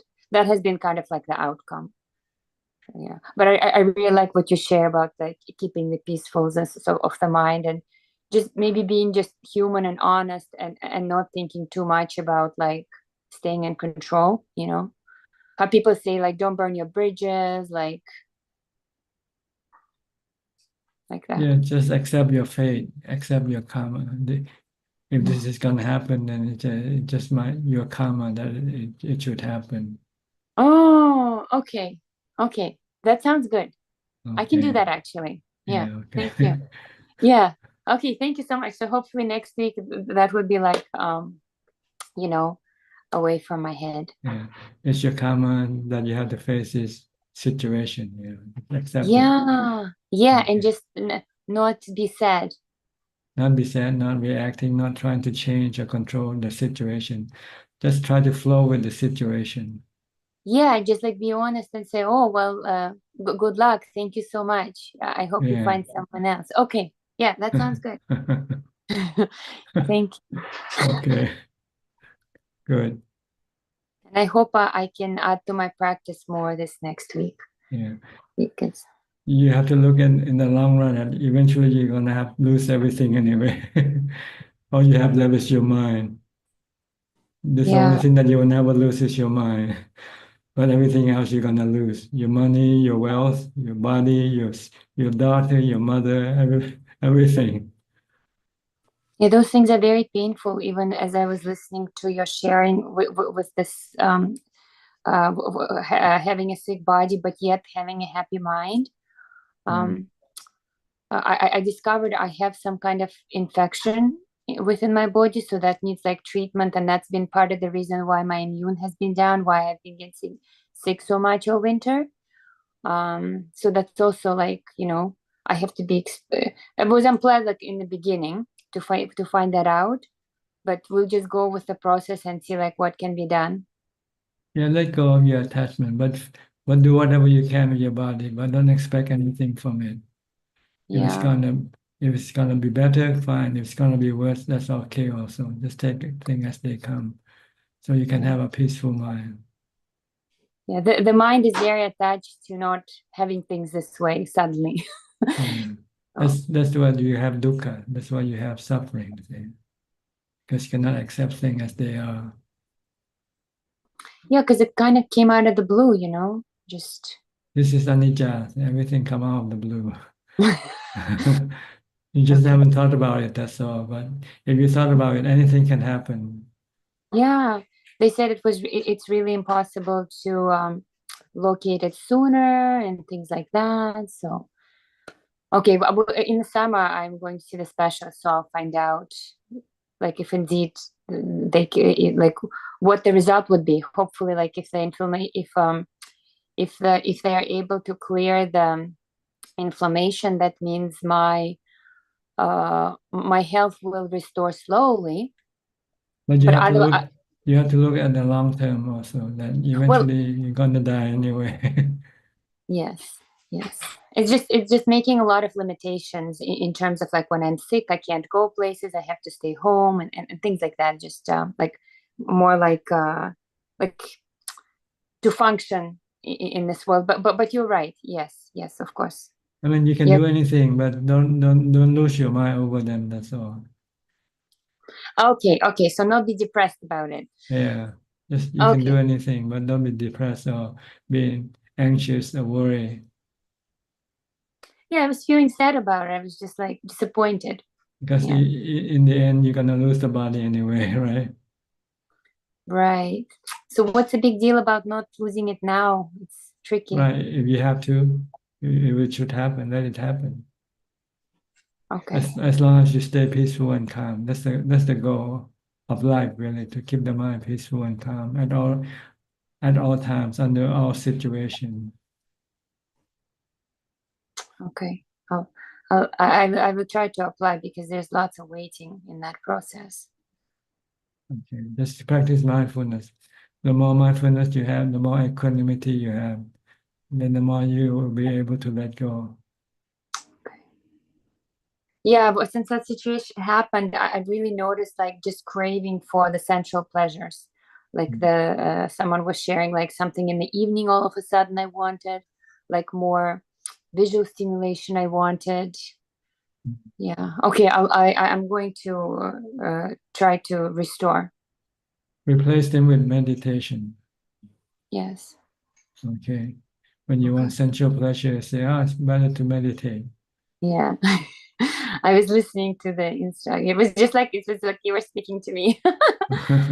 I'm speaking to everybody. Everybody has the same problem. Central pleasure. Yes.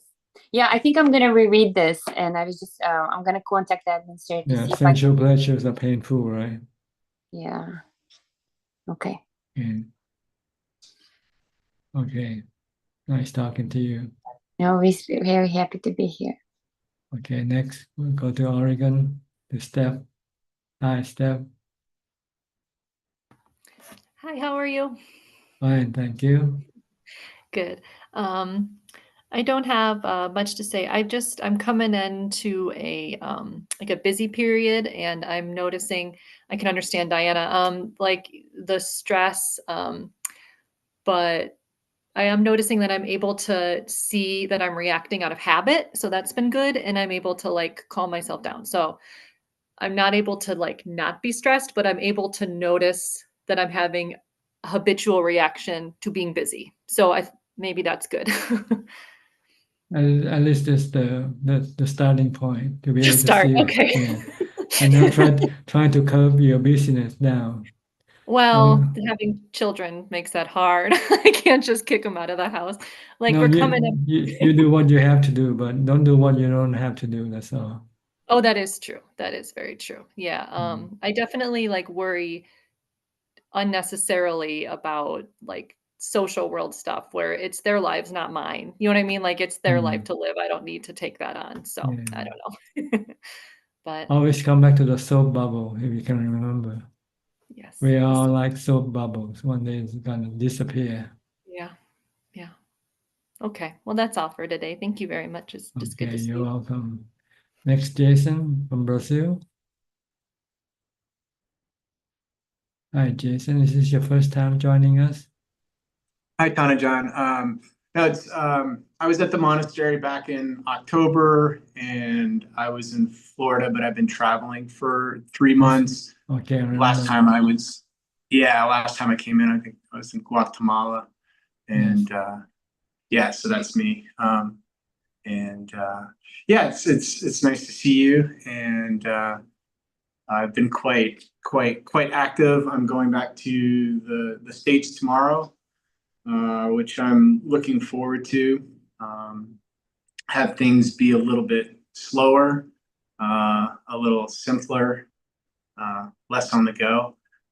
There's certainly challenges, like I still maintain a practice, but it's certainly more challenging not devoting as much time to it as I do when I'm home in my routine.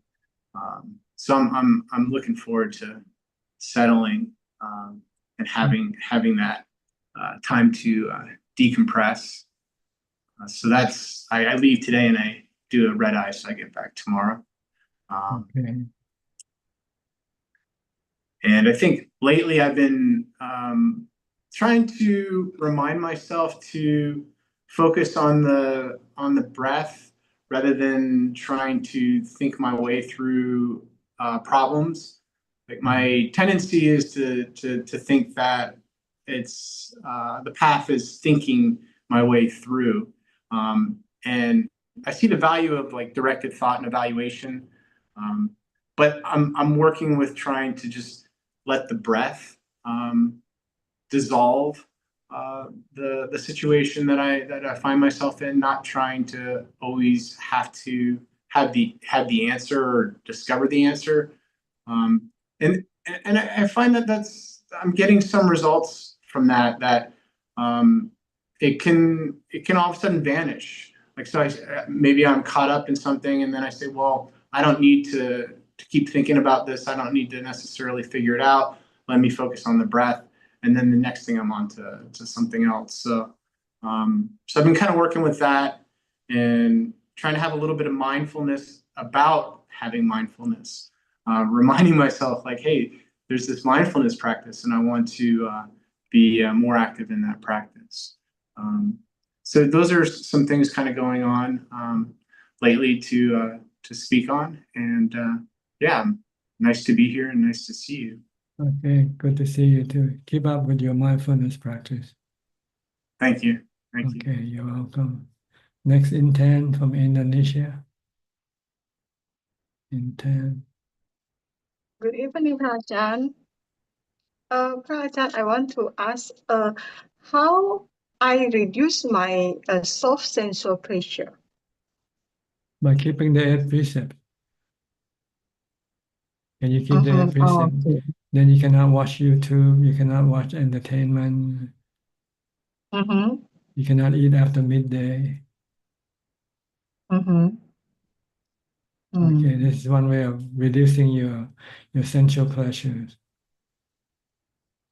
Then you have more time No, to meditate. No, Ajaan, it's not sensor pressure. If hard sensor pressure, I think I can cut a lot, but I realize when I meditate, I still have a soft sensor pressure. So how to cut the soft sensor pressure? By just being mindful of your meditation object. Come back to Bhutto, or coming back to your breath and ignore the pleasure that arises. Okay. Don't pay attention to Understand, Ajaan. them. Okay. And when you can calm your mind, then everything will disappear. And then you'll be in emptiness, peaceful and happy with emptiness. And emptiness is the best form of happiness, the Buddha say. Yes. Okay. Everything else is painful. Everything else is painful because everything is impermanent. Everything is not under your control. All right? So try seek emptiness. Be alone. All right. Understand, Ajaan. Keep being mindful. Stop everything from arising in your mind, like by focusing on your meditation object. Okay. Or you can use the mantra Bhutto, Understand, Bhutto. Ajaan. Okay, good. Is that all? Okay. Okay, I'll Yes. go to Nining now. Okay. Thank you. Do you know Nining physically? Have you met her personally? Yeah, Ajahn. Good evening, then Ajahn. Okay. Ajahn. You know Intan, you met her? Yeah, I met her when I first time want to do pindapata in front of the hotel. She called me, Nining, Nining, and I'm surprised and I'm very happy at the time. I feel I have friend. That was your first time to meet her. Yeah, that's the first time. I see, good. Yeah, Ajahn, I'm happy today, and I feel happiness of letting go of my hair. I see. Your hair shorter now, huh? Yeah, and like what I did for years, that 1 month before Wesak Day, I keep my I keep 8 precept. So now I keep my precept until Wesak 12 May. Good. And then Ajahn, I want to ask, since I feel the happiness of letting go of my hair, and my big homework right now is maybe I'm not ready to separate from my mom. I mean, if one day, my mother passed away, so what feeling that I should have? Should I be neutral or what? Because I have to teach my mind from now. Teach your mind to be neutral. Neutral. Equanimity, not reacting to her. Whether she is alive or she is dead, she's considered to be equal. And then if I succeed, if I'm success of having the natural feeling, and then it means that I'm ready to let go, to be separated with my mom. So at that time, is it polite if I have this kind of happiness, like I'm letting go of my hair, or just neutral? You same feeling of letting go of your hair. Oh. You feel happy. But it doesn't mean that you don't have any love for her, or you still have loving kindness, you still have compassion for her, but you're just not worried about her anymore. Yeah, She can live, or she can die. Oh, I see. That's But, why but you have no worry about her anymore. Like your hair. You don't worry about your hair anymore, right? yeah. Okay. That's why. Oh, I understand now, Ajahn. You have the same feeling. Yeah. The more you let go of your attachment, you have received a similar feeling of peace and happiness. That's why many times I never tell to anybody about what I feel, because sometimes for society, I think it's not polite if we feel happy. That's right. People feel that you have to be attached. You have to have, Yeah, I have to be sad almost all the time. That's why it reflects that it's gratitude to my mother. That's what society believe in my society like that. Chan. Well, outside you appear to be normal. You show your, your good relationship with your mother, but inside your mind is not worry about her. That's all. Yeah, because not reflect our feeling. It needs ability also. I mean, I have to teach the mind to be able to be fluent to not open my feeling to others. That's why you don't tell people about your feeling, but it's for your own information. Yeah, It's yeah. not for you to tell other people unless they have the same similar problem with you, and you can tell them that it's better to give up than cling to. When you cling to things, you're stressful. When you give up, or when you let go, you become peaceful. Yeah, that's right, Ajahn. That's why thank you for the teaching, because I get more strong every day. Good. Okay. Keep Yeah, up thank with you. your practice. Yeah, keep on my practicing. Maybe next time I see you, you'll shave your head. Oh yeah, of course. I one day I will show Ajahn that. That's why I think I want to spend maybe 1 month in Kauchion, but they only allow just 12 days, maybe if longer, so I can fully. I mean, I will be fully practice and also shave my hair. Well, you can shave anywhere. You don't need to be fully practiced. You can die anytime, anywhere, right? So you can choose the place or time to die. So you can give up your hair anytime. You don't need to wait until you go up to the monastery to do it.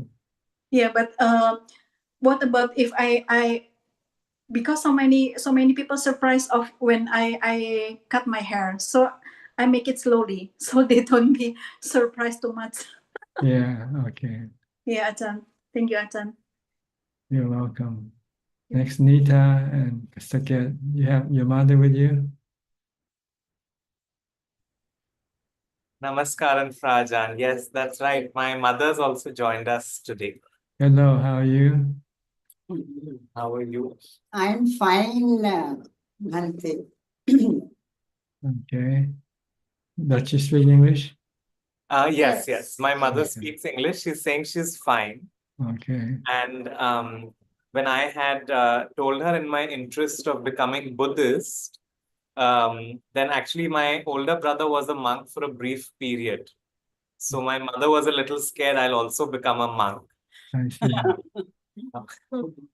There's nothing wrong with becoming a monk. A monk is a good person, a better person even. Ajaan is saying a monk is a good person. Yes. Now I'm running for my son. Yeah. It's not if he's gonna be a drunk, then that's you have to worry. But if he's gonna be a monk, you shouldn't worry. While be a drug addict, you should be worried. But as a monk, yes. Thank you so much, Ajaan. today Mom sat and listened to the whole discourse. I'm of course very happy about it, and then I'll look forward to hearing.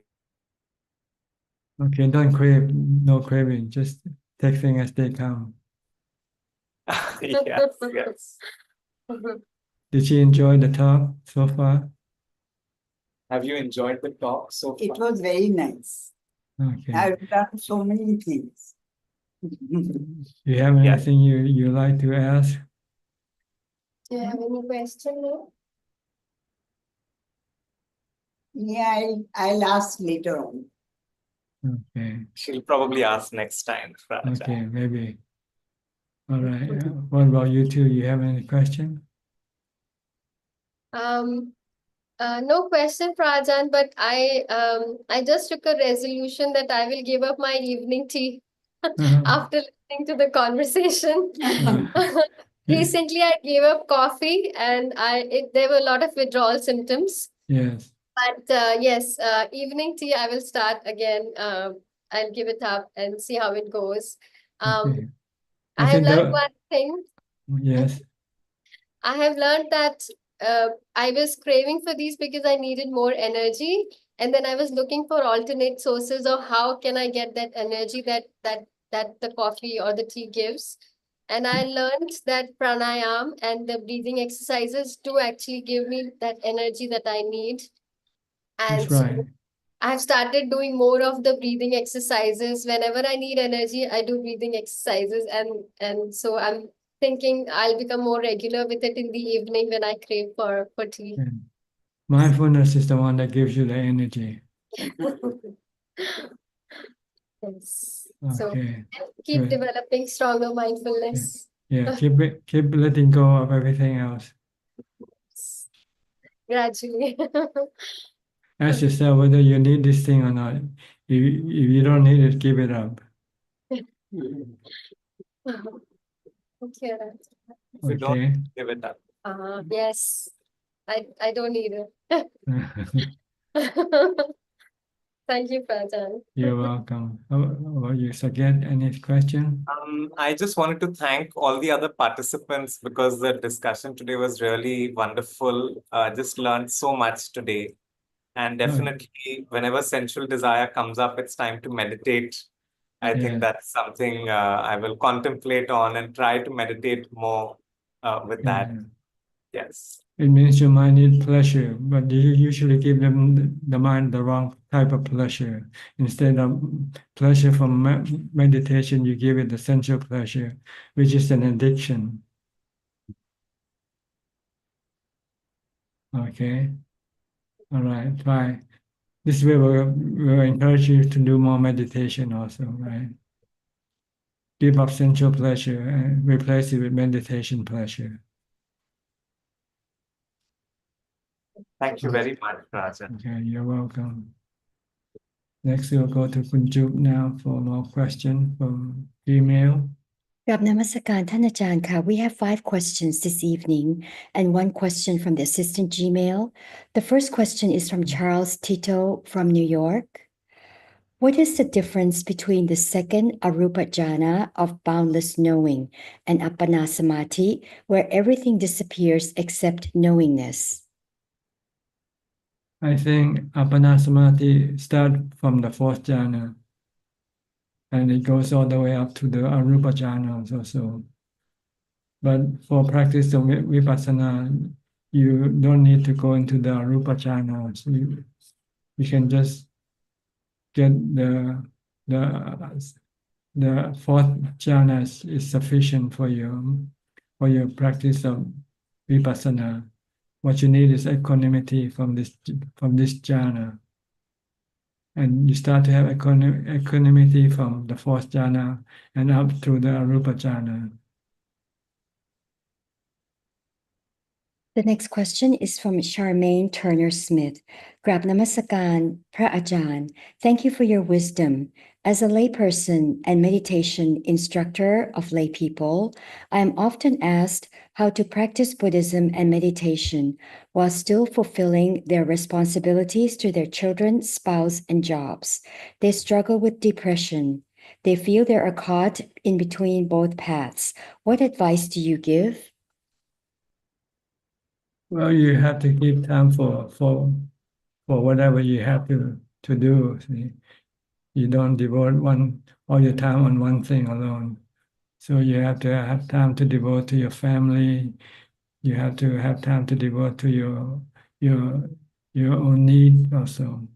So just you have to know how to manage the time properly.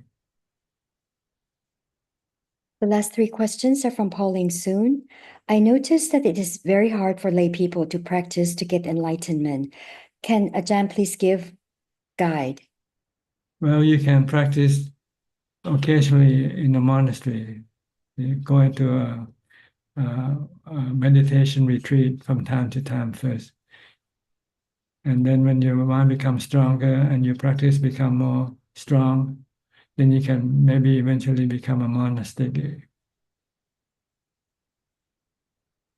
The next question, Ajaan says the meditator cannot practice by himself alone without a teacher unless he already has samadhi to sharpen the mind. Is that true?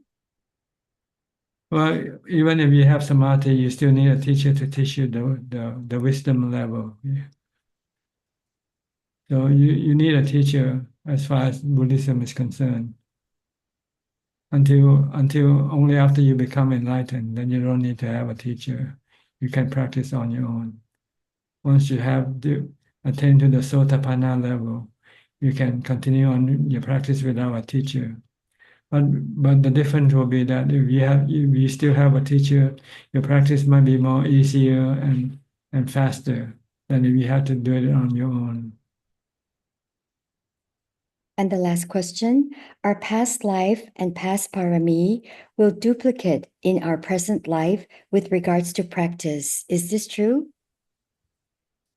Is what you have accomplished, you don't duplicate it in this life. You have to repeat it. You have to do more practice, or else you will lose it.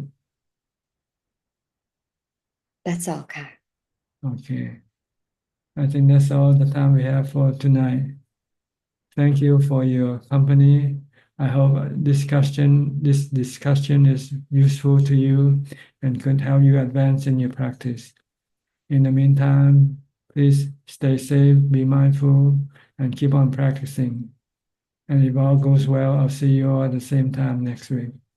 Thank you and goodbye. Sadhu, sadhu, Thank you, sadhu. Ajaan. Thank you, Amin. Thank you. Bye. Good night, everyone.